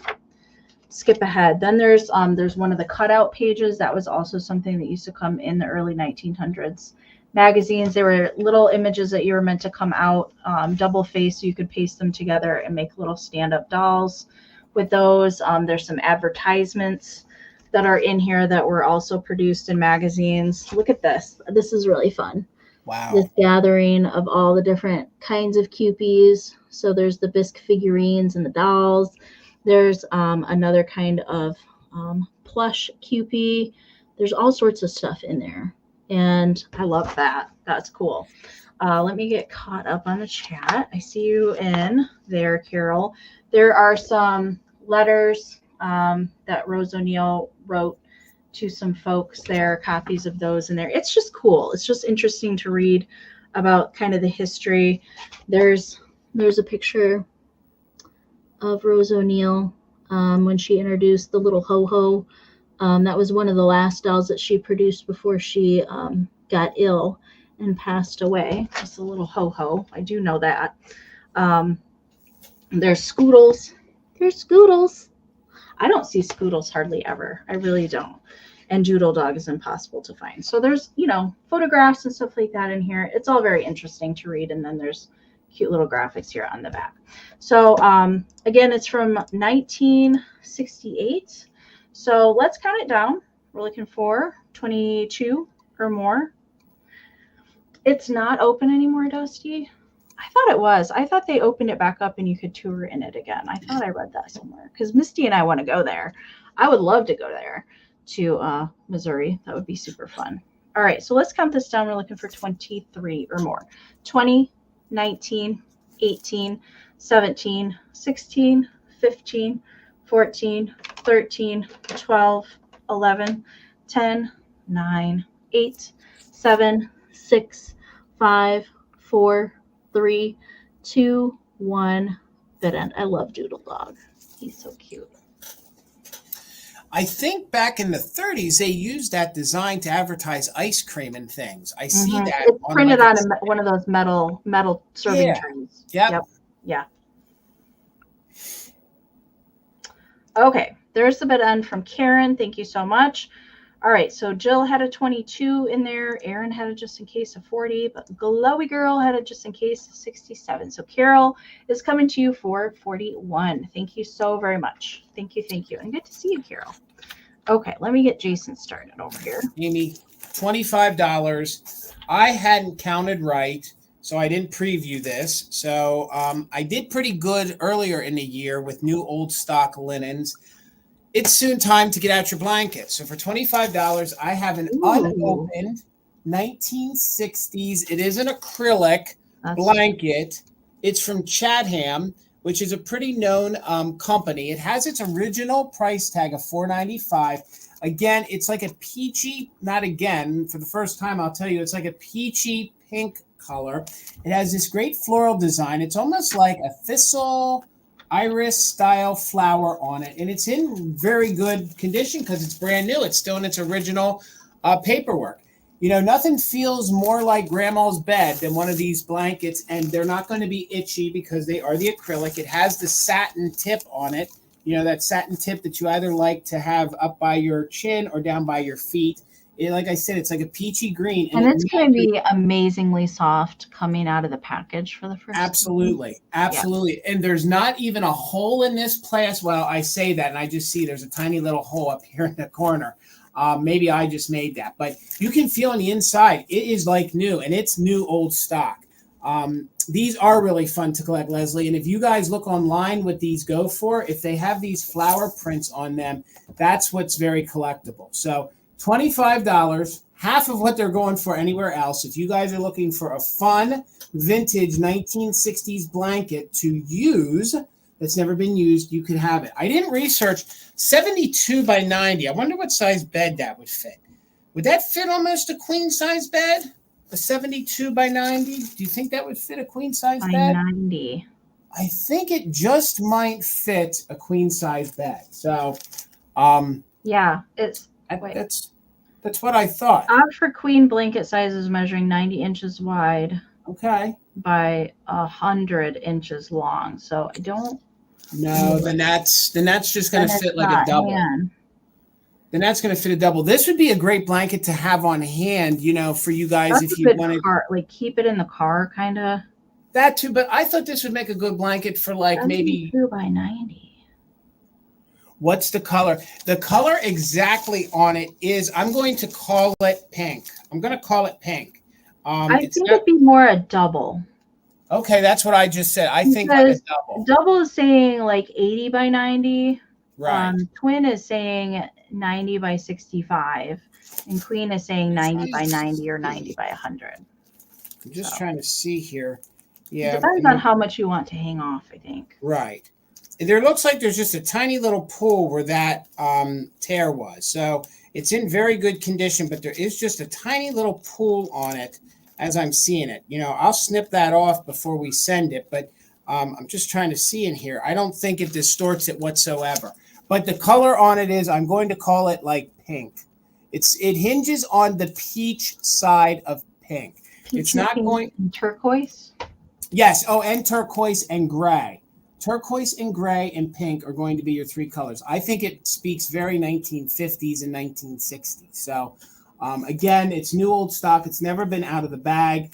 No stains. It looks like wherever that little hole must have got caught on something and made a little pool in it. So I will snip that off before I send it. But other than that, it does have that silk end on it that I think, of course, we all remember. And these are so soft, and it's acrylic too. So it's going to be fun to snuggle up with. This is fun to kind of fold and put at the bottom of the bed for a little pop of color. Let me spin it around here so you guys can see every color that's in it. So it has some gray, it has some brown, it has some turquoise in it. And then there we go. Now it's reading its pink color. So it hinges in some lights that you can see that is straight on pink right there. But in some lights, it sort of gives it like a little flesh tone a little bit and pulls some of the peach out of it. So what was it, like a calamine? Isn't that what you used to wear in the summertime? Like the pinky calamine lotion? Didn't calamine lotion kind of... No, calamine lotion is for like poison ivy and stuff. Well, yeah, but wasn't that like skin toned? Wasn't that like pink? It's like light pink. It's like Pepto-Bismol pink. Yeah, like that's kind of what this looks like. Kind of.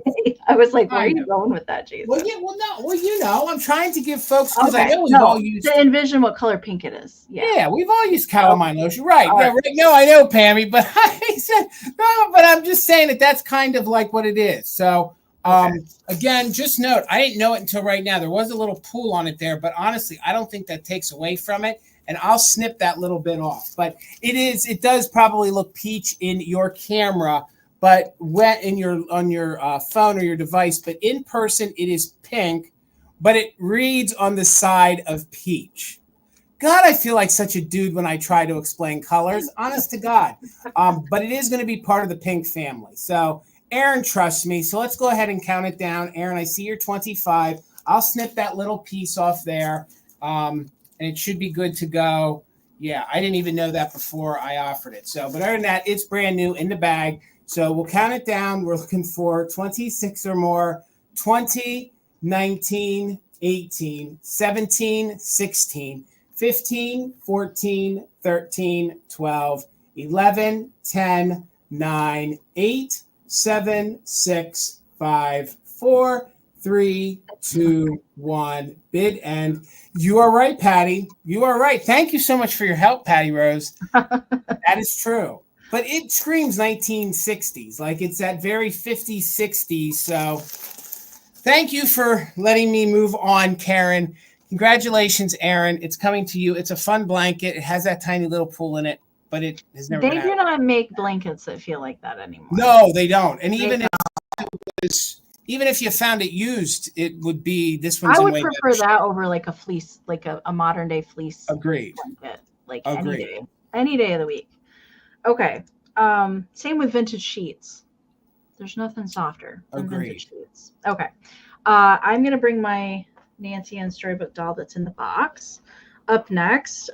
So she does have her box. I did find her with it. The box label's not there anymore, but this would have been her box. She does have her arm tag. I'll hold her up.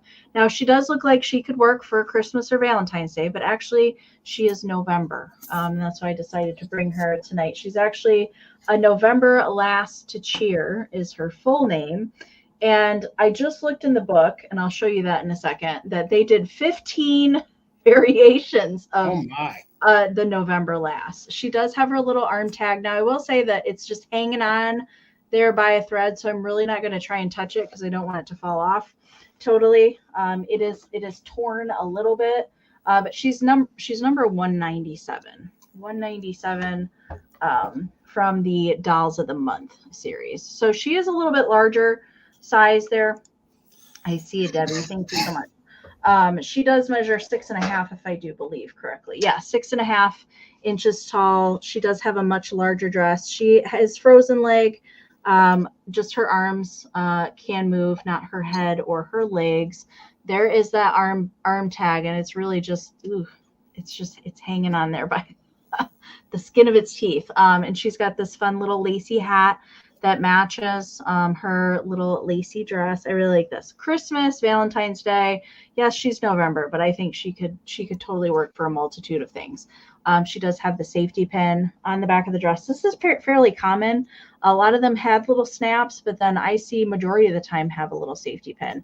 That it's not missing, but that's, I think, how they came manufactured for sure. She does have the blonde curly hair, and I love that cute little pursed mouth that she has. No chipping to the composition, good condition. I wanted to show you that this one in particular, in the middle there, you can see they did it in 3 different colors, the red, green, and blue, with the little lacy middle there well, it's kind of opposite. It's hard to show because this book is heavy, man. There's a lot of stuff in there. I could do arm curls with that book and probably get some biceps. So let's comment down. Debbie's in at 18. Thank you so much. We're looking for 19. Where did I get the book? I got the book at the Lansing Doll Show. It's no longer in production. It's from the 90s. Once in a while, you can find a copy of it, I think, prop up on eBay. I paid $35 for it, which is more than I normally pay for those books. But it's been worth it. I've been looking for it for well over a year. So, all right, let's count it down. We're looking for 19, 20, 19, 18, 17, 16, 15, 14, 13, 12, 11, 10, 9, 8, 7, 6, 5, 4, 3, 2, 1, bid end. Yeah, there's a lady at one of the doll shows. She's got a little case of some of the Pudgy Bellies. Right. They're all over $100. Each and every one of them. I'm bound to find one of them. I would love to find a Pudgy, and I have not seen one. Not out in the wild, just at the doll shows. Okay, so bid end is in from Karen. I see Nancy came in there with a 20, but Debbie did put in a just in case. So Debbie, she is coming to you for 21. Thank you so much. All right. $14 choice, Amy, and these are my last 2 ceramic frogs of the evening, and it's going to be choice. And I think these are really fun and really, really kitschy. You were talking about the frog with the top hat, and I have one. Oh, then I have the cool guy playing the saxophone. So maybe somebody's interested. Again, I don't find frogs that often. I was just excited to find the ones that I did when me and Tina were out last week. So this is going to be your first one to choose from at just $14. He's in very good condition. It looks like they got a little sloppy with the paint in the back there. I'm not saying that cold paint is missing, but they got sloppy. And he is actually a Norcrest, okay? So he's a Norcrest and has his original little sticker on him. Again, he would be fun in your fun Neil the Frog collection if you guys love frogs, or he would be awesome. He's wearing a dapper top hat. He'd be great in your 4th of July, in your Jason words. He'd be great as a little New Year's Eve dapper frog. That's what I'd use him for. So 3 inches tall, that's your first choice at $14. Your other choice, and the cold paint on this is in remarkable condition. He has cold paint on his yellow saxophone, and he's wearing some sort of almost like a band style hat. And then he went ahead and put it on sideways. So he's a goofy little frog. He is from he's from that same series that I just sold, the one with the bow tie, and it's Lefton, Geo Lefton of the 1980s. So he's really fun and really good condition. It looks like a little bit of the cold paint's cracking, just a little bit up here on the top. I mean, that could be from the factory. But again, these are super fun. And these are 2 frogs I had never seen before. So he comes in at about 3 inches tall as well. Again, really good condition, really fun. Again, if you know somebody who collects frogs, I think you guys know that they're just not that easy to find. It seems like frogs and penguins, I don't see. Oh, yeah, penguins, yeah. You just don't see a ton of them. And again, they're both by good companies, by Lefton, so you know they're really good ceramic, minimal crazing, if any crazing on there. And again, they're a fun size. And look at him. He's just got his yellow saxophone. He's got his 2 buttons right there. And this is cold. No, wait, that's under the glaze. So the only thing that's cold on here, cold paint-wise, is the orange and the yellow on him. And then everything on this guy, is glazed over. So, and he is a Norcrest in super good condition. Yeah, So I can just hear that guy singing. Yeah, me Hello, too. baby. Hello, honey. I just think they're really fun, and I think if you guys love kitschy figurines, I think that these could go with other animals that aren't frogs. Like, if you wanted to pop them in with some of your nautical themed things, I think you could. Maybe somebody who's in the band and you want to give them a fun little Christmas gift. I think the frog with the horn. Maybe somebody that, heck, maybe you collect Warner Brothers. Didn't Warner Brothers do the? Yeah, that's do the Michigan frog. Yeah. Do the frog with the hat. Okay, guys, some of you guys missed them the first time, so we're going to do a countdown of interest. If anyone is interested, they're $14 choice, and it'll be 14 on the hat or the horn. Made it easy on you, hat or horn. So let's do a countdown of interest. Remember, gang, we're not doing a recap.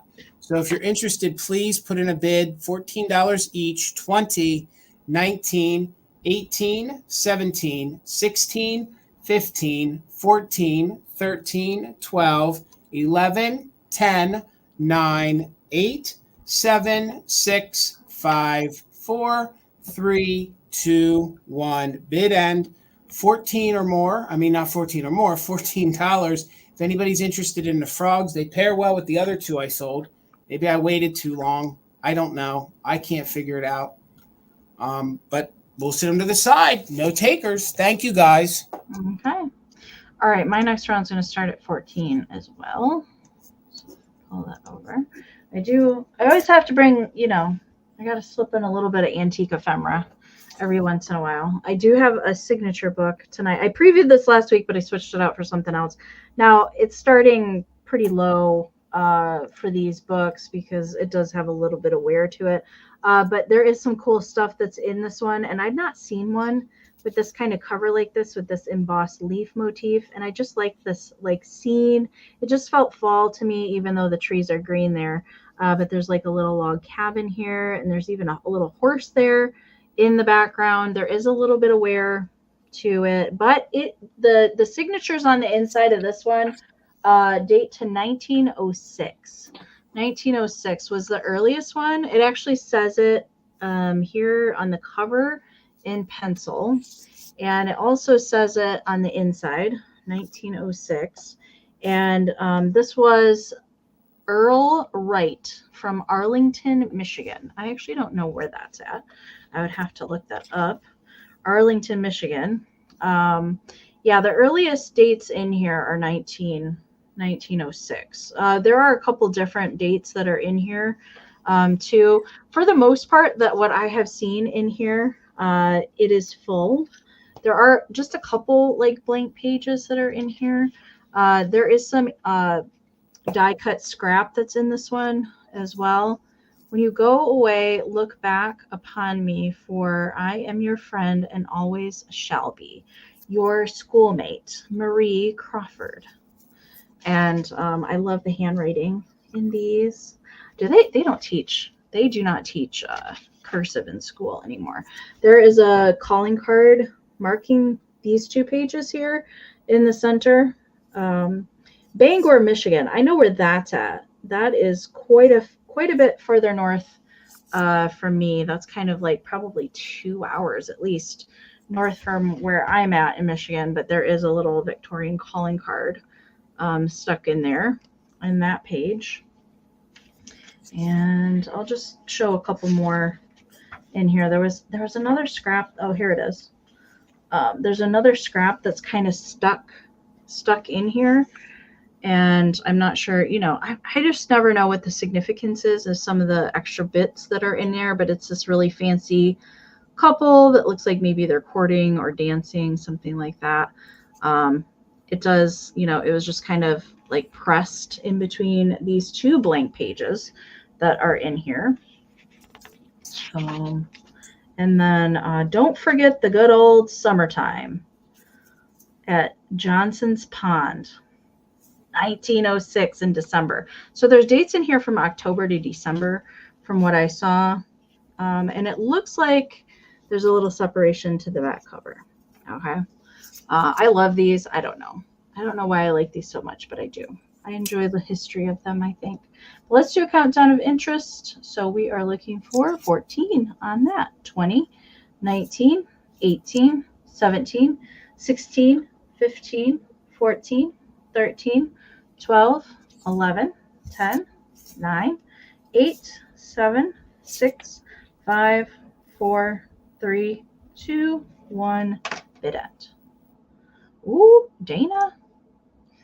Dana, you snuck in there.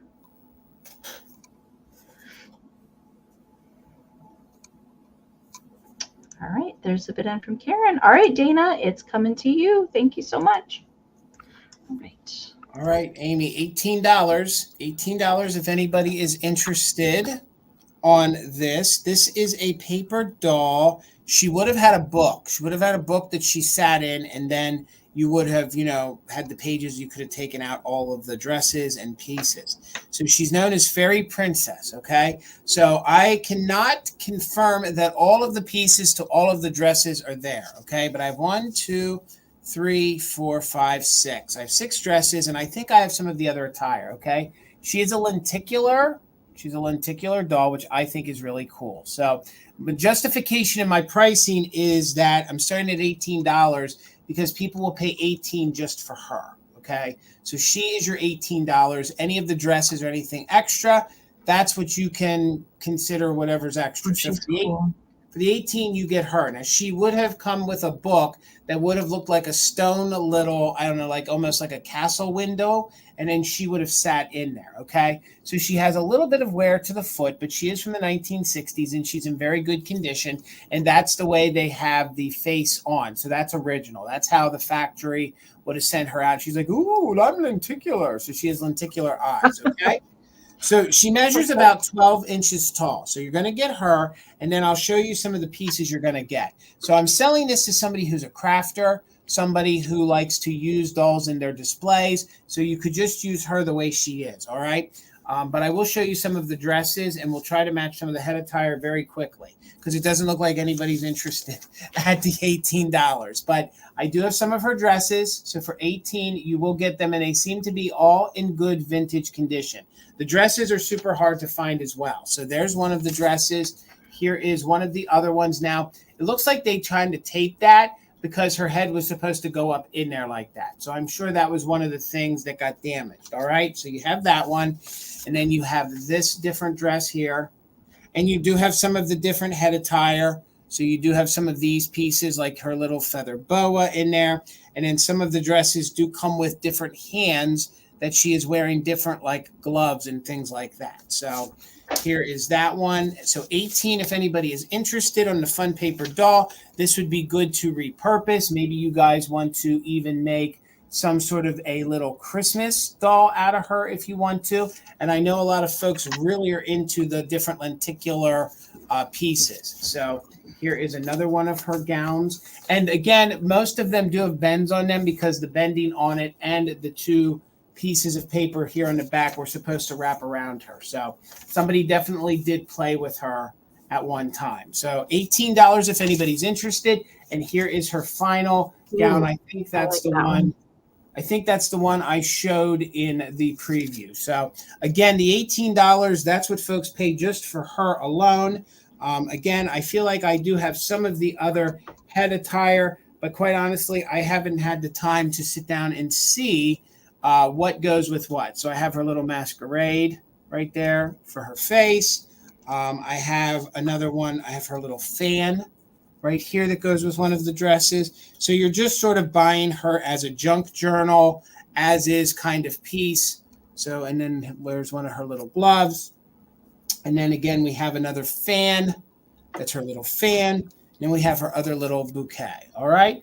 So $18 if anyone's interested. I think the fact that she's a lenticular paper doll and she is a little bit thicker. So do also remember that she does have a few bends on her and things. So counting down interest, if anybody is interested, if they want to, use these to craft with, or, these would even be fun to let a youngster play with something that's a little old style, nothing, something, give them a taste of what it was like back in the 60s to play with their paper dolls. So we'll count down of interest: 20, 19, 18, 17, 16, 15, 14, 13, 12, 11, 10, 9, 8, 7, 6, 5, 4, 3, 2, 1. Bid end, and we'll keep it moving. All right, Amie. Okay. Okay. I do have another little deer. I'm also bringing out the deer. It's deer and pixie season. So this little guy, where did I get this guy? Wisconsin. I think I got this guy in Wisconsin. I did at Waukesha Antique Mall. And he is not, I wouldn't consider him a miniature. He's definitely a smaller fawn figurine, but he is a really nice condition. There is a remnant of a sticker under there. He's made by Bradley, Japan. It's just a Japan sticker, but it's in the shape of a Bradley sticker. He probably had both at one point in his life. No cold paint on this guy. He is all fired on there. They did that in kind of like that satiny finish, very soft to the touch. Reminds me of Weller pottery if I had to compare it to anything. But they did do a little bit of high glaze on the eyes just to make them stand out and be a little bit more realistic. There's no chips, no repairs on him at all. I'm going to put him on the board because he is pretty cute and stands up. So I thought I would bring him because he's cute for the fall and can carry into something for Christmas time or that weird time in between Christmas and New Year's.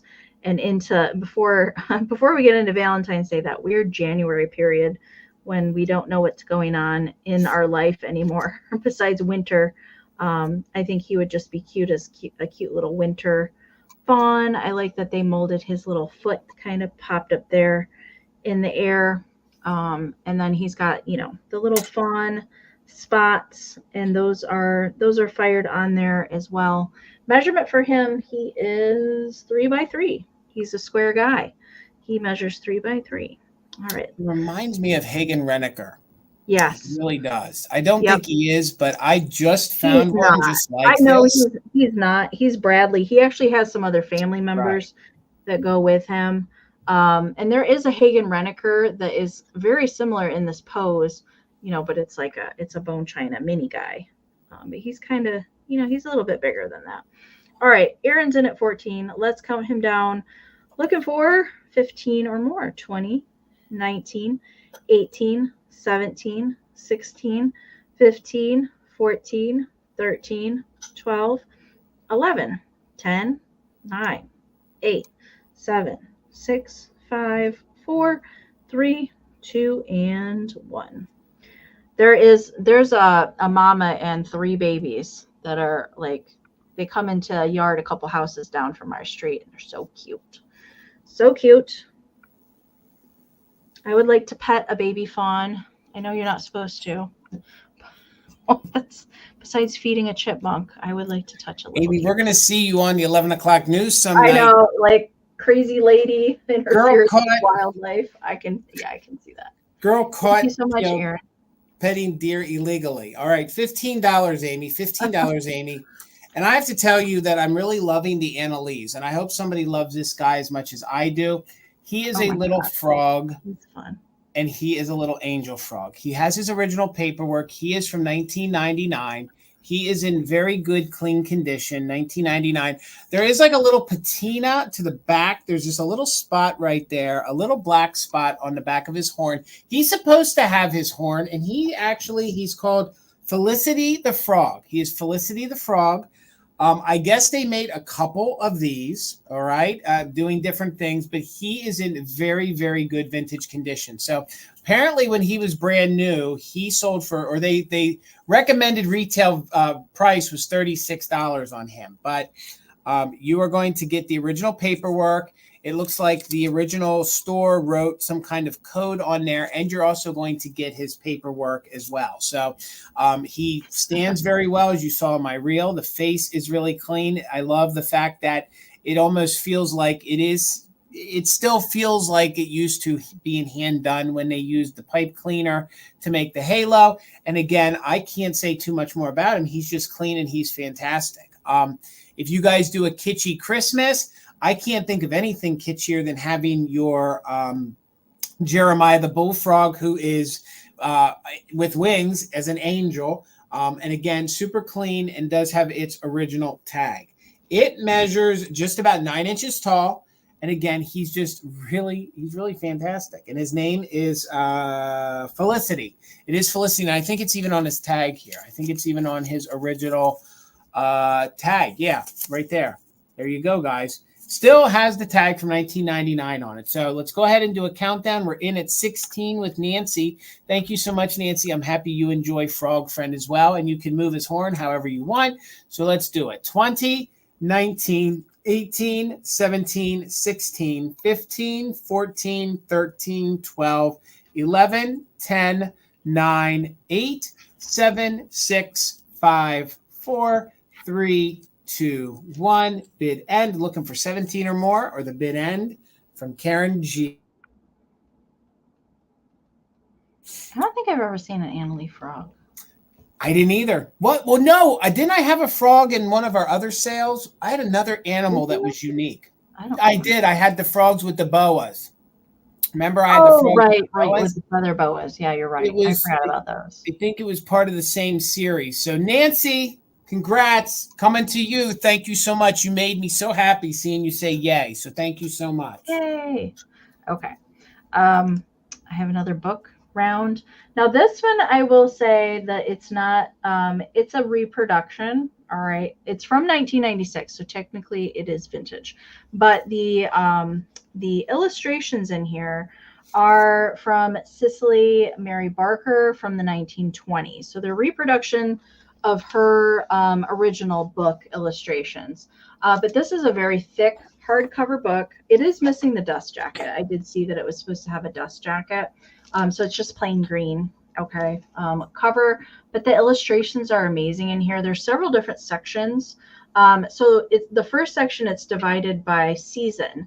So there's spring or flower fairies of spring, flower fairies of summer, and I've marked flower fairies of autumn, and then there's also winter, and then there's different months that go in there, and then there's some poetry that's kind of in the back. But I wanted to show you some of these if you're not familiar with her Pixie illustrations.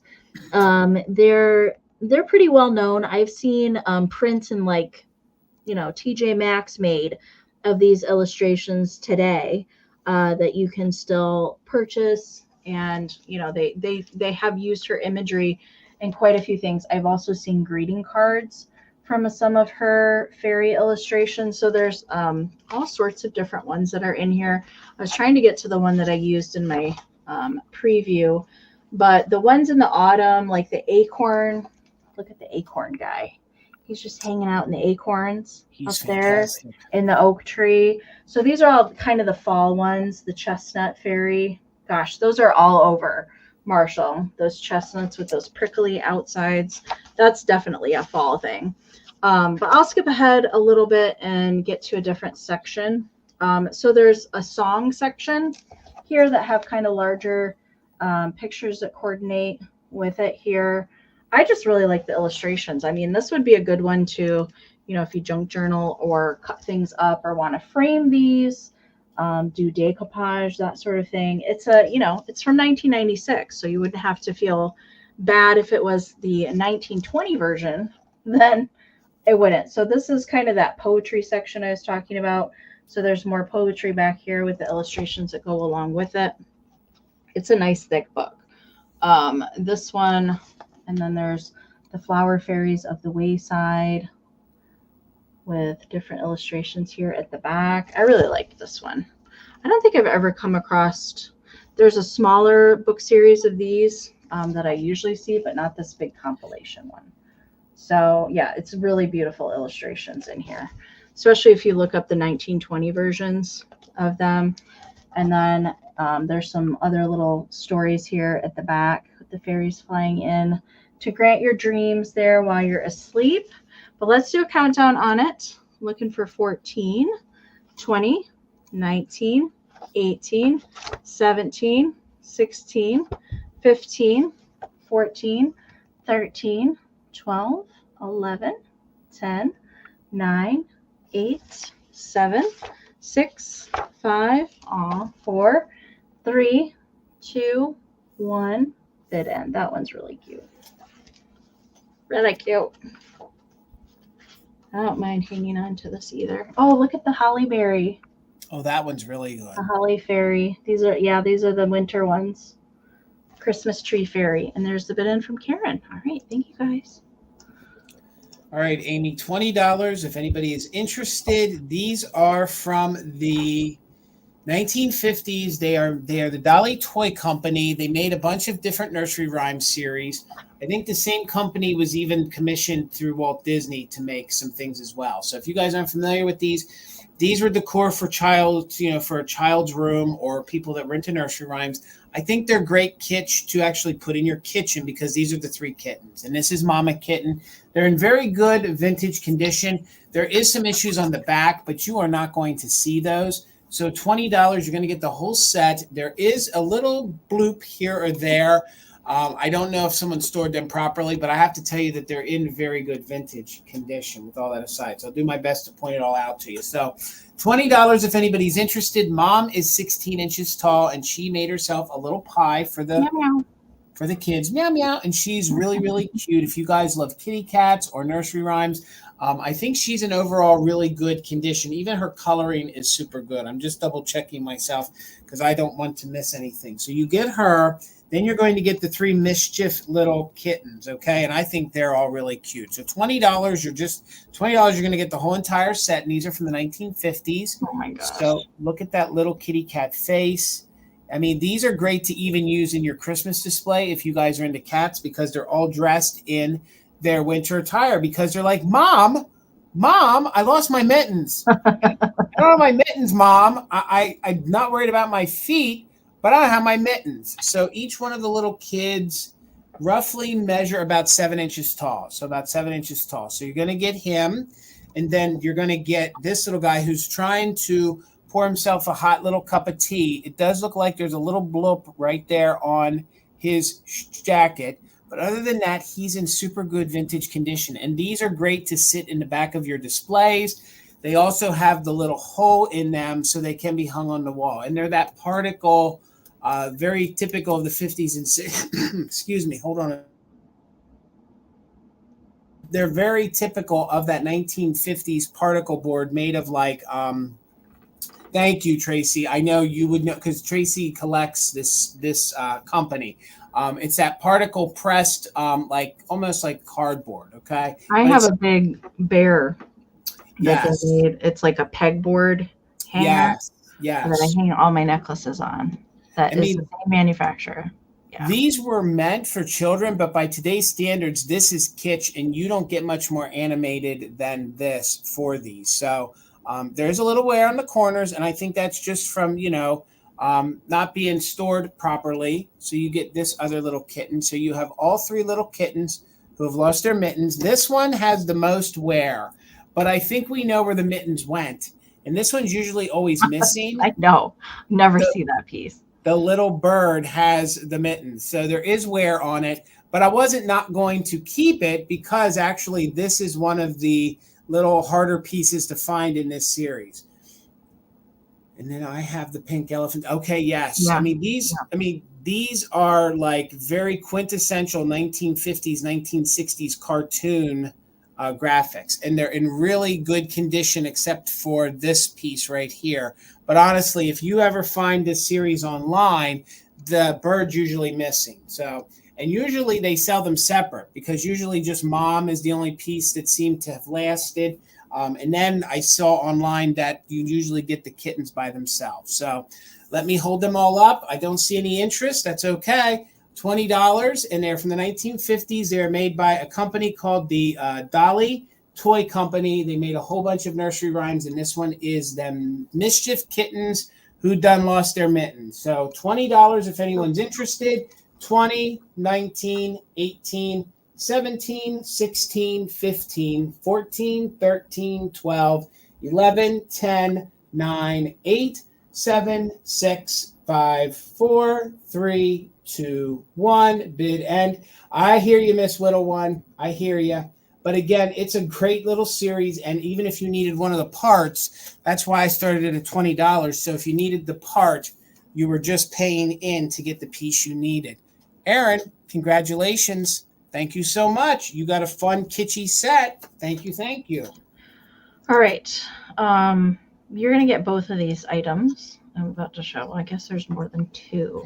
But so first is this probably 1920s, 1930s, maybe into the 40s Schraff paper chocolate box with these kind of pretty purpley, I don't know, purpley tan kind of leaves. I thought it'd be pretty for a riser right now into the fall time, but there's stuff in here. All right, there's stuff in the chocolate box.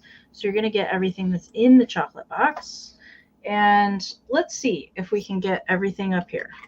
I don't know. We'll try it. Okay, so it's this little mini tea set. All right, and it's all Kewpies. And what I can tell you about the tea set, so I'll try and get that to focus. It's Cube Eaten Ice Cream, and that's the same image on all of the little pieces that you're going to get in this tea set. And the tea set itself is from 1981, made by Shackman. All the pieces are here, all good condition. So we've got the teapot, we've got the little sugar bowl and its lid, and the teapot and its lid. And then this is so cute. And then the little creamer, you know, if you just like a little spot of cream in your coffee, that's perfect. You can just get a little bloop in there. So we'll move these pieces back so we can get the rest on here. And then we've got two saucers, all the same little image. All right, 2 saucers. All right, all of these are in really good shape. Actually, this one is marked 1998. Interesting. Some of them must have come out later because the ones that are unmarked are from the 80s. Interesting. Okay, and then we've got the little cups. The little cups that go, oh my gosh, that would never hold enough coffee for me. I would have to refill it like for a week on end in order to get enough. So there's the whole set. So you're going to get the set of the little cute dishes. I think they're darn cute. That little mini Kewpie that Jason started the sale out with would probably fit inside one of those little teacups, I would think. But you're going to get the chocolate box with it to store it safely. So yeah, they hold too much coffee for you, Kim. Kim, you don't drink coffee, do you? Okay. No, I don't. If you're a coffee drinker, you know what I'm talking about. Like you can't ever get enough. All right. So Tracy's in at 16. Thank you so much. So we're looking for 17 or more on the whole set of the little tea set and the little chocolate box. So let's count it down. 20, 19, 18, 17, 16, 15, 14, 13, 12, 11, 10, 9, 8, 7, 6, 5, 4, 3, 2, 1. It ends. I'm glad I didn't try and balance everything on top of the chocolate box. That would have been a nightmare. I am not good at balancing. All right. Tracy did have it just in case, but you didn't need it. There's the bid end from Karen. It's coming to you. Thank you so much. Okay. Yeah, right. I can't either, Pam. I can't. All right, Amy, $15 choice, and I have choice on vintage candy tins, okay? If you're American, you call them, I guess you'd call them Louis Sherry. I call them Louis Sherry, I guess because it's French chocolate. So I have a 2-pound box and I have a 1-pound box. They are very heavy. They're actually made by the Canco company.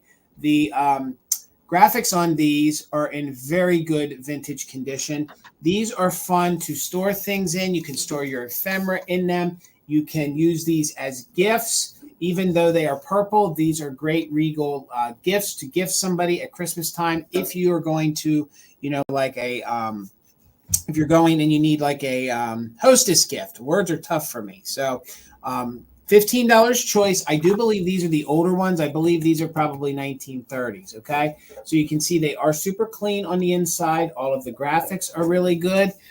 And this one is your 2-pound. It measures 9 by 6 and $15 choice. So if you guys know these older candy tins or candy boxes, they're not that easy to find in this good of condition. I think I sold one of these around Easter, and it was in a lot worse condition than this. So I just thought these would be great to gift to somebody this year, or they're great to hold some of your ephemera in. So I have the 1.5 pound one. So here, we'll hold them up together so you can see. Those are your two variations. Oh, I didn't know they came in 2 different sizes, that one. Yeah. And especially if you were getting gifted candy and it was in one of these bougie tins. I mean, this was some high-end stuff back in the day. So, but you can see the graphics on these are in very good condition. They're very, very collectible. This one feels like it's a little newer. This one I'm going to say is probably a little newer. And this one is Eagle Can Company. So this one is probably a little bit on the newer side. This one could be maybe 50s to the 80s. So this one is the 1.5 pound. This one, I believe, is newer just because of the Can Company on the back. And you can kind of see by the tin on it. But nonetheless, $15 for one of these candy tins is a great price. Eagle Can Company. And again, look at those graphics. I have one of those, and I store my Valentines in there. See, that's what I was going to say. And these are fun. Even with the colors, they're great to keep out all year round. They're great to gift, even if they have springtime flowers on them. And that's a great price to nab one at. So trying to hold them both up there, I guess you can see the difference between the older color and the newer color. And that is your 2 pound. That's your 2 pound and your, I was saying 1.5. I'm sorry, beg my pardon. That's a 1. So that's a 1 and that's a 2. So counting down, if anyone's interested, on the vintage candy tins, they're in both very good vintage condition. 20, 19, 18, 17, 16, 15, 14, 13, 12, 11, 10, 9, 8, 7, 6, 5, 4, 3, 2, 1. Bid end. I see you, Patty, at 15. Thank you so much. And we'll just call it by 1 pound or 2 pound. Again, I love these candy tins. They make great risers. All the pounds of chocolate, all of it. Great for storage. And these are probably 2 of the best, cleanest candy tins I have found in a long time. So thank you so much. So Miss Patty Rose, let me know, did you want the 1 pound? I believe this one is newer, probably 50s to the 80s. And she wants all 3. All 3 pounds? I got you. Patty. I got you, Patty Rose. Thank you so much, Patty. I would take 3 pounds of chocolate as well. Oh, yes. God. Any day. Okay. I am also a chocolate lover. Chocolate and peanut butter. I am too. I am too. Yeah, I know. I know. I didn't make Halloween chocolates this year. I think it's the first year I haven't in like 6 years or something. Time to It's never too late, Amy. It's never too late. It is too late because next week's Halloween and I'm going to be gone. So I don't have time to make chocolate. Okay. You have to make twice the amount of chocolate ones. Well, I was thinking about making Christmas ones. So okay. I don't know if I'm going to have time to do that either. Okay. This is officially my last book. I had a lot of books in the sale today. This is the Cupies book. And this one does date to 1984, I believe. Yeah, 1984. Right, it says it in the front cover. 1983. Oh, okay. So it's 41 years old, same age as me. I'm actually going to start at the back of the book. And I want to show you the characters. Would you like to be a Cupie or would you rather be? So we've got different Cupie characters. It's probably not going to focus because the font is so small. So we've got the Cupie Carpenter, the Cupie Cook, the Cupie Gardener, which is Bill, obviously, with no pants. Wag the Chief. Obviously, Bill with no pants. That. Right? Well, we all know that, right? Anytime there's a gardener, it's automatically Bill. He's Wag up in those mountains. Is the Cupie that has the little flag coming out of his hair. I knew that. We got the Cupie Army guy there. We've got Careful of his voice, and he is wrapped in a little scarf. We've got Plain Cupie. Okay. And always wears his overshoes. So it's a naked Cupie with just shoes on. Like you do, right? Yeah. Okay, so this is the Cupies book. It's a cute little story. It is a reproduction version of the antique. It's 1983 Merrimack Publishing. So the original version would have been from 1920 here. So there's a cute little story that goes throughout. Maybe we can get that to focus. In this first picture here, we view the Cupies dropping from the blue. The chief says, "Cupes, I'd like to find you someone that you could be kind to. Now here's a town we might look through. So they find this little girl, and she goes throughout the whole little story here. I'm not going to spoil it for you if you haven't read this one. I've actually read the antique version. It's super cute as we go through, but it's just it's kind of like a peachy pink and black and white illustrations that go throughout the whole book, and the front and the back cover are the same with the little cute cutout there, and it does have a little happy ending there with the cute little cubes. Okay, measurement for this. Where is my notes? It is 10 1/4 by 5 1/2. Okay, so let's count it down. Erin's in at 12. Why do the cupies have flags coming out of their heads? I don't know, Kim. I don't know. I wish I could know. Why are there mermaid cupies? I don't know. It's magical. You're for it, though. All right, let's talk it. Naked Gardening Day is May 3rd, 2025. Okay, I'm marking that down. We're going to mark it on the calendar. Remind Bill. Okay, let's count it down. 20, 19, 18, 17, 16, 15, 14, 13, 12, 11, 10, 9, 8, 7, 6, 5, 4, 3, 2, 1. Bit on. I almost made up a new number there. I'm impressed that Patty's like, she knew that. Like, she's like, oh yeah, that's what it is. Like, that was like, boom, Patty. It's good. Right. You know, we always learn something on the live sale. Yeah. Always do. All right. There's the bid in from Karen. Thank you so much. Erin, it's coming to you. Thank you so much. Amie, $10. $10. And there is some paint wear on these. But I knew that some kitsch lover needed these because I don't find these kitschy kind of bears often, and they're shakers. So there is some paint wear, but these are super adorable, kitschy little bears. So there is Mrs. Bear. You can see there is some paint wear, but I think the paint wear is acceptable. I think it kind of brings character to them. So you're going to get the dapper little couple. So you have her. She's kind of saucing, like holding up her dress a little bit, and she does have a souvenir of Rehoboth Beach on her.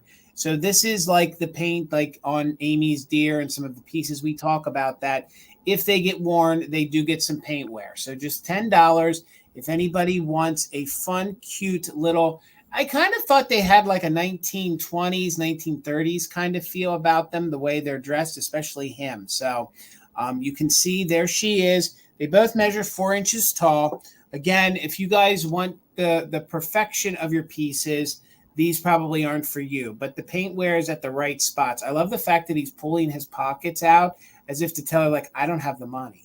I just don't have the money. So $10. Again, there is some paint wear, but most of the black is there on his pants. Most of the black is there on the striping. It's just a little bit on the face. And again, you know, I always liked my vintage as perfect as possible. I have to tell you that the wear on these, I think, kind of gives them more character. Do you know what I mean? Like, she looks like she has some more white details, and they're these super cute little brown bears. But I just thought they were really kitschy cute. And $10, you could repurpose them, use them as figurines. They are shakers, so she has 2 holes. He has 3 holes. And again, they measure 4 inches tall. But seeing that they have a little bit of wear, I'm not going to hold us up. If somebody wants to add these to their bear collection, maybe you do like a Smokey the Bear. Maybe you guys know someone that collects bears. They're a series that you do not see that often. I think the paint wear is acceptable. So 20, 19, 18, 17, 16, 15, 14, 13, 12, 11, 10, 9, 8, 7, 6, 5, 4, 3, 2, 1. Bid end. $10 if anyone's interested in the kitschy salt and pepper shaker bears. They need love too. I need love, even though I've never seen those. I know, that's why I picked them up.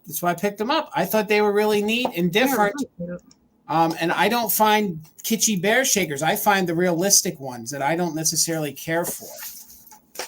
Okay. This is our last round. Okay. I had to make sure I didn't miscount too. Okay. Homco, put it in your home. I found a little Homco Pixie. I really like these. I don't see these. Napco actually did a similar series to these, and actually Hamco got the molds from Napco because they are molded almost exactly the same, and the way that they're painted is typically how you can tell the difference between the Napco and the Hamco.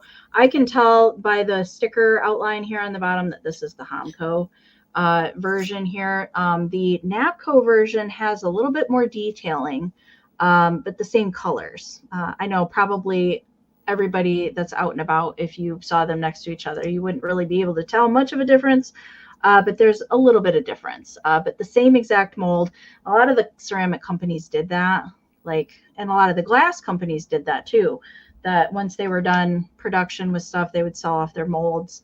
Somebody else would acquire it, and then they would start producing again. Similar to the Moon and Stars piece that Jason had, and then Weishar use the same mold to produce it, just in a different kind of color. So same kind of deal with this guy. There's a whole series of these little pixies on mushrooms and different poses and doing different things. And then there's also little trinket boxes that coordinate with them as well. He's got a big old ladybug that's landed on his hat. There's a little bit of paint loss on that ladybug there, but there's no chipping, no repairs. And there's tiny little applied flowers down here at the base. There's no chipping to those guys, and a little green mushroom poking out. So the colors on this, it's kind of like a burnt orange, not true red for the mushroom there. Same with the ladybug. And he's dressed in kind of like a chartreuse for his little suit, and then green for the base and pink for the little flowers. Measurement for him, he is 5 by 2.5. 5 by 2.5. I can find these every once in a while, but I cannot find Murder Elf to save my life. I see the Hamco, the set, but Murder Elf is always missing from them anytime that I have run across him. So he's made quite the name for himself because of fat birds. Sure. So he's hard to come by. I will say that. All right, let's count this down. Linda's in at 10. We're looking for 11 or more. 20, 19, 18, 17, 16, 15, 14, 13, 12, 11, 10, 9, 8, 7, 6, 5, 4, 3, 2, 1, bid end.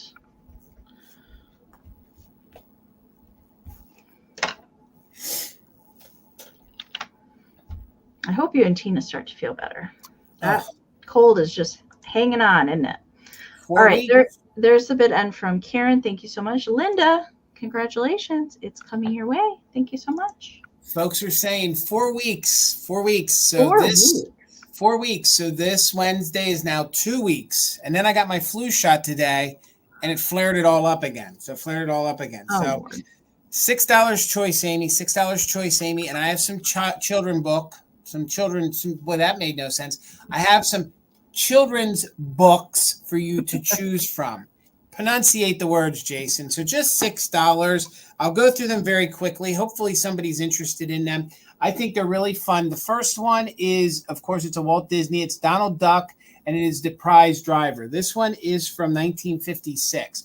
The pages on the inside are a little yellowed, okay? But if you guys love 1950s things, like 1950s, like Grandma crossing the street with Donald in the car, that's all well and good. But the fun thing about this book is, and I didn't even research to see what these are worth, is that in the back here of the book, it still has its original. It's your official entry blank for Donald Duck's free trip to Disneyland. So that usually is probably missing in these golden books. So it has that last page in there. So look at all those graphics. So you would enter to win a trip to Disneyland. Look at the TWA Superjet, and then you would get, you'd be able to stay at the Disneyland Hotel accommodations with the Coral Swimming Club, and that was in the back here, and that usually would have been torn out and probably sent in. So again, this is all about Donald Duck. He is the prized driver. Again, this would be fun to have with your nieces, your nephews.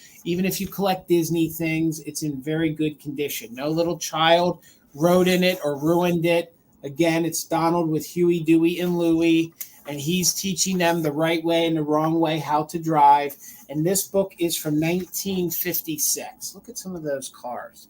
I mean, I know a lot of the illustrations in those older golden books. And there's no real funky smells or funky issues. And again, I thought folks still collected golden books. So I didn't even do the measurements on it. It's your normal, typical measurement. So the one I did preview is a Rand McNally. And I know Amy loves her Rand McNally books. This one is Mr. Slowpoke. It does have that one. It has the silver spine on it. It's in very good condition. And Mr. Slowpoke is from 1957. And basically, it has James's name up in the corner. But it has a lot of fun graphics if you guys are into bluebirds. And basically, Mr. Slowpoke dog is basically a little gift that mom and dad give Junior. And Mr. Slowpoke dog isn't really the most energetic dog in the neighborhood. He just kind of likes to hang out, kind of likes to be carried places. He sort of likes to just like get into trouble. And then there he is hanging out with Miss Feline. Oh my gosh, look at that cat. I mean, it's a fun book. No child wrote in it. It's in very good vintage condition. Here we have some fun graphics with the mailman who's coming to town while they have their little lemonade stand. At one point, some lemonade gets spilt, and Mr. Little Slowpoke decides he's going to drink it up. So it's just a fun little story, and I really, really love the little bluebird. So $6. And then this one here is Here Comes the Band. So this one's really fun. If you guys collect anything military, if you guys collect anything Girl Scouts or Boy Scouts, you know, Patty, I'm here for, because I think that's my spirit animal too. This one is really fun. So I'll quickly show you guys what it looks like. This, of course, is a Rand McNally book, and this one is one of the Ding Dong school books, okay? So it's all about a band. Here it's about your typical 1950s family, and this is from 1956. They're there in the kitchen. They head outside. They're doing some leaves. That would be neat, especially now. I don't know if you guys decorate the way some of us do, but we like to. I definitely don't have that much fun doing my leaves. No, I don't either. But we like to use these as a background. Yeah, so if you did if you did a fall background or something, you could open that up, especially with that. So Dana, thank you so much. I see your 6. And then they start to hear the band. So I do believe that the band is the Marine Corps band. Okay, I do believe that's the Marine Corps band. If Tina's watching, she'll correct me, but I do believe that's who that is. And then in the parade, if you collect Girl Scout or Boy Scouts, oh, that's cool. I think that's a really fun graphic in there. No youngster wrote in this or ruined it. And then you have here, he is one of, I think he's the head mayor of the parade. Look at that 1950s car that he's in. And then the kids take a liking to it. And they're like, Mom and Dad, we want to, learn how to play music. And we want to be in the band. So they start grabbing things around the house and pretending that they're in the band. And they just had a great old time. And here they are coming back in. And they're going to get bad luck because there's a black cat. But again, it's a really fun book. So we're looking for 7 or more. You can choose from the Here Comes the Band. I think some of our spirit animals, Slowpoke.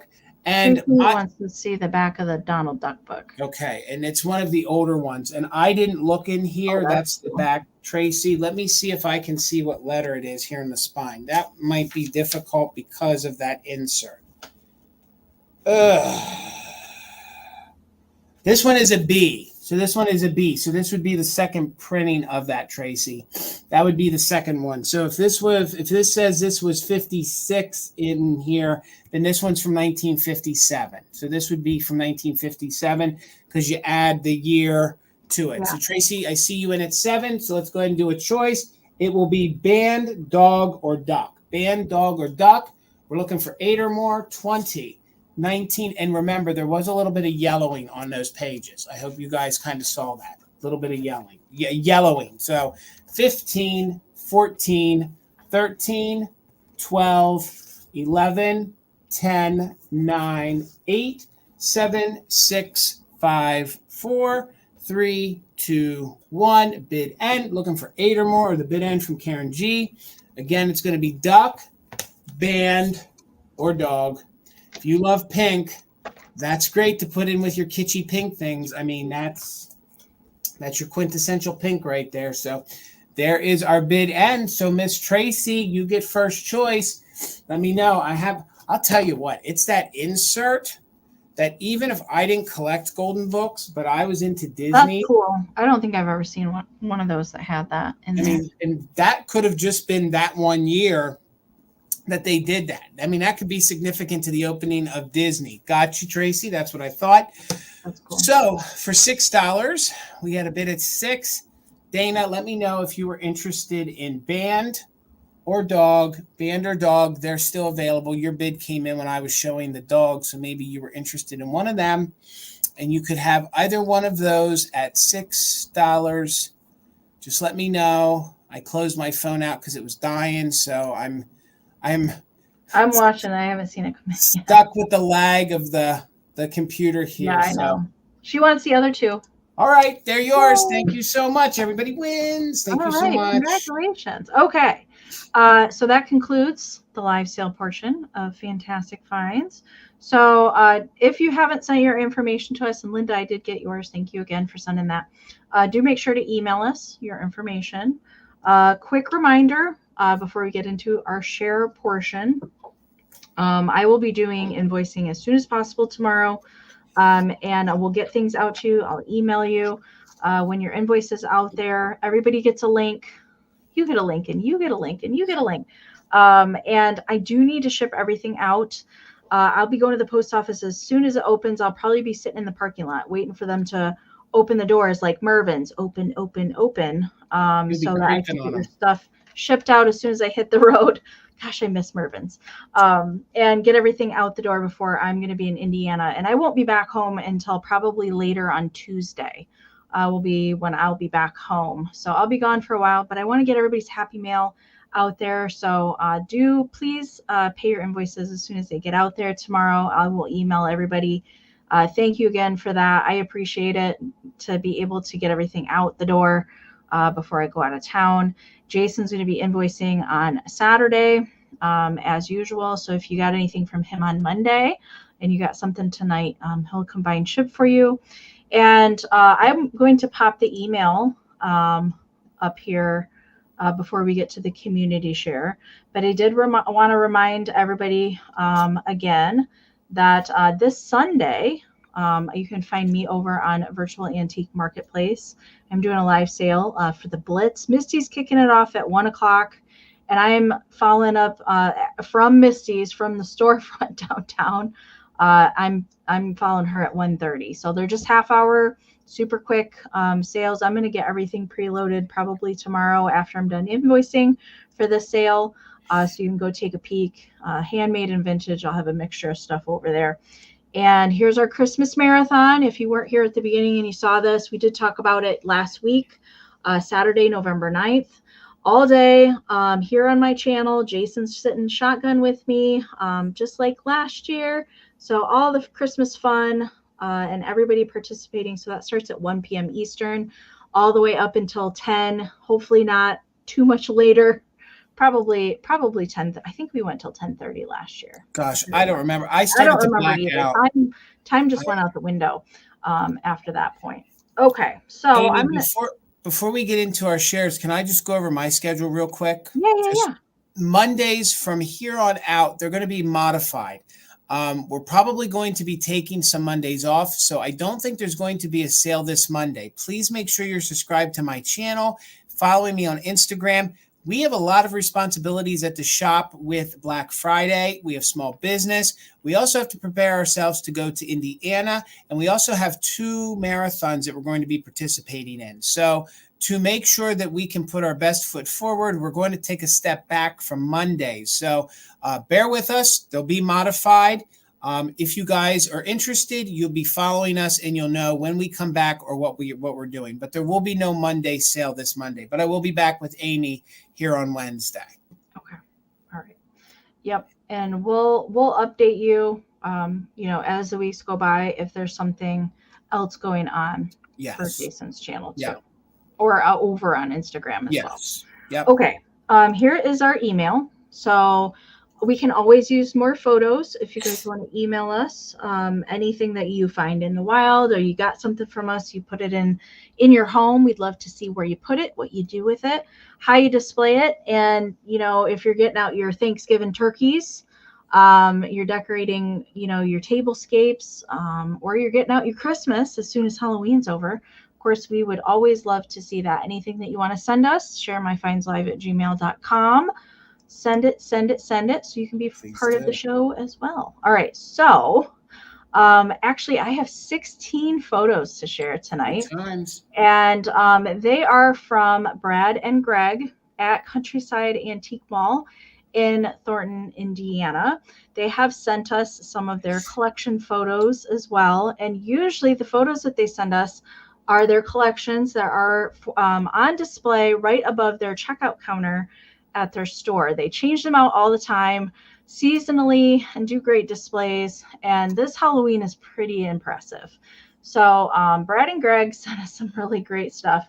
So I do have some notes I'll go over as we're looking at them, but be prepared because it's pretty fantastic. Misty did just put out a video today for shopping at Countryside. I'm going to be stopping in there this weekend as well. So let's start out. So we have this really cool framed picture here with the boys. Looks like they're camping, and the Hootie Hoo Owl. That looks like probably something out of a magazine. I have some notes, but not for every photo. Right. Okay. And so there's some of the noisemakers. There's a little paper mache nut cup. We always say nut cup. Yeah, nut cup at 9 o'clock. Always nut cup at 9 o'clock. Right. And I love that little felty pumpkin, like jack-o'-lantern guy that's hanging there on the shelf. He's pretty cool. So these are all up above. Like when you walk into the store, there's these white shelves that kind of go like the length of like the checkout counter. None of it's for sale. It's all their personal collection up there. And their Christmas is fantastic. But the Halloween is equally as amazing. So the notes I have, they love to look for things in Minnesota, Kentucky, Pennsylvania, and Iowa. I concur with several of those states. I'd love to visit Minnesota. The great find that they said was when they're cleaning out Aunt Corky's house and found a suitcase loaded with paper mache pumpkins and Rosbro plastics. I mean, if that ever happened to me, I may pass out. That owl is pretty fantastic. That paper mache owl up there, that's one that I've never seen. There was somebody at the Midwest Holiday Show that had one of those. But that's good. Those, you just don't see those. Okay, in this one I have a note. The orange house blow mold, the haunted house blow mold, and you'll see another one in a later picture too, that was green, was actually Brad's when he was a child. So that's pretty cool that he still has that. And all the paper mache pumpkin buckets and the die cuts and stuff like that. It's just, the stuff is so cool. Look, there's a little Anna Lee. It's good. This is all good. Mouse. And the little Relpo Pumpkin Man planter there at the bottom. How far is this from Misty's shop? I don't know how far it is from Misty's. It's 3.5 hours from me. They're northwest of Indianapolis. Okay. And Misty lives closer to Kentucky than she does. Right. I think she's 2.5 hours from Indianapolis. Gotcha. So it's probably the same distance as it is from me. I was just wondering when we're in town for the pop-up if it would be close enough to. I'm not sure. I'm not sure how much of a drive it is straight from there, but she was staying in Indianapolis. Gotcha. After Emma's wedding when she visited. Okay. Then look at that steak light with this original box. Wow. So good. I love that.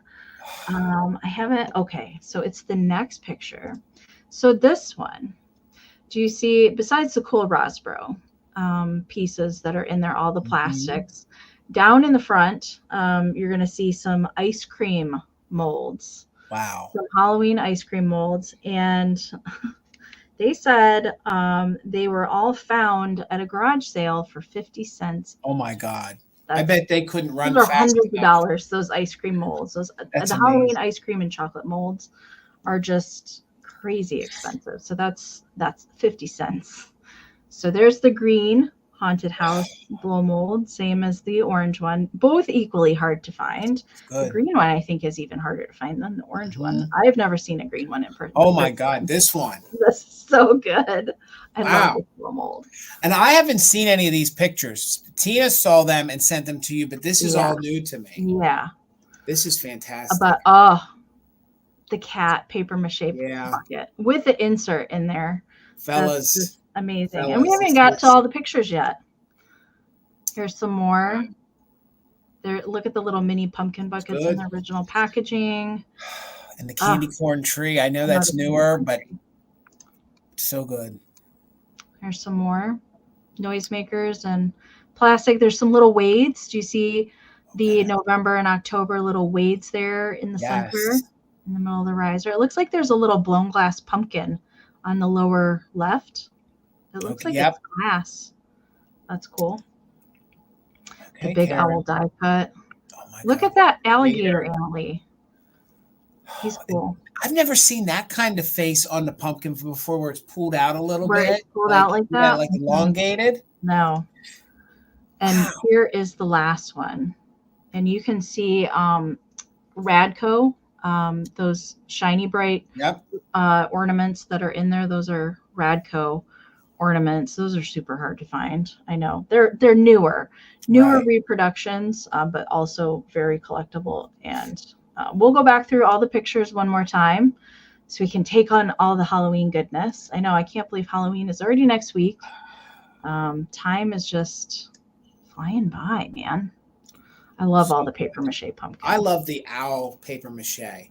Fellas, Karen says it's only 2 and some change for Misty's. I don't know. If weather's good, I got to try. I got to try to get here. If we can make it happen, I don't know. We have so much that we have to get done. I just know. Don't know. This might be my only opportunity. I never get that far west. So maybe you can make a detour on the way home. Just swing up north a little bit and then cut back through. If I did that, then I could hit Sweet Lorraine's on the way home too, and it'd be double. You definitely could. Yeah. Be a double. Oh, I love that box. That stake light in the box. It's just everything. All the noisemakers. So much fun. Thank you, Brad and Greg, for sending these in to us. We love to see your collections. Of course, I love to see them in person too. But oh man, that owl. He's pretty. I can't wait to talk to them, because as a shop owner to a shop owner, I would love to know how many people come in and hound them about their collection. I've hounded them about Christmas pieces and their Easter stuff. Yeah, both of them I have. I'm like, are you sure you don't want to sell that? Like, Amy, literally in my store, I use the big styrofoam Santa face. I can't tell you the number of times that people have even literally taken it off the wall and insisted they were going to buy it when it's not for sale. There's a not for sale. Like, no, can it be? Won't it be? No. Yeah. Well, I wanted to pop this up here real quick in case anybody wants to go pay a visit to Countryside Antique Mall. I highly recommend it. I wish it was closer to me. I would go more often. But they are a little northwest of Indianapolis. I would say maybe like 15, 20 minutes, that west of there. And it's just, you got to go. That's all I got to say. And they're open every single day, 10 to 5. So they also have a Facebook page that they post on every single day, new pictures and things from around the store. So go check out Countryside. And thank you, Brad and Greg, again, for sharing all of that Halloween amazement with us. I certainly appreciate you guys so much. All right. Don't ask. It's bad. When he said I've never met him, but I could hear that as a shop owner, the tone in the voice. Like, yeah, I know. It's Karen. You know what? I might bring a stepladder with me one of these times. I just might. And then they're going to stop me at the door and say, Miss. Maybe you're going to get arrested for petting deer and climbing ladders. Out of Countryside for trying to steal Christmas. I won't. I would never do that. Okay. Well, thank you again so much for sending that in and sharing with all of us. We love to see it. Love to see all the collections. And I'll see you guys this weekend for sure. So that concludes Fantastic Finds for this week. Thank you, everybody, for joining us. And thank you, everybody in the Lurkers Lounge. I didn't say anything, but we're still here watching and hanging out with us tonight. Big thank you to Karen Gillette for bid ending tonight. And thank you to Kim, Desert Gal Curios, for helping out in the chat. As always, you ladies are invaluable. Thank you so much for all of your help always. Make sure to go over and subscribe to Mother Tucker's Antiques so you know what's going on with Jason and Tina and what they have going on. Make sure you give a follow over on Instagram. And if you guys haven't given the video a thumbs up on your way out, please do so. It just helps the channel and help us reach more customers. Thank you again so much for hanging out with us tonight. And we'll see you guys next week. Same time, same channel, 8 p.m. Eastern for fantastic finds. All right. Have a good rest of your week, you guys, and we'll see you next week. All right. Good night. Bye, everybody.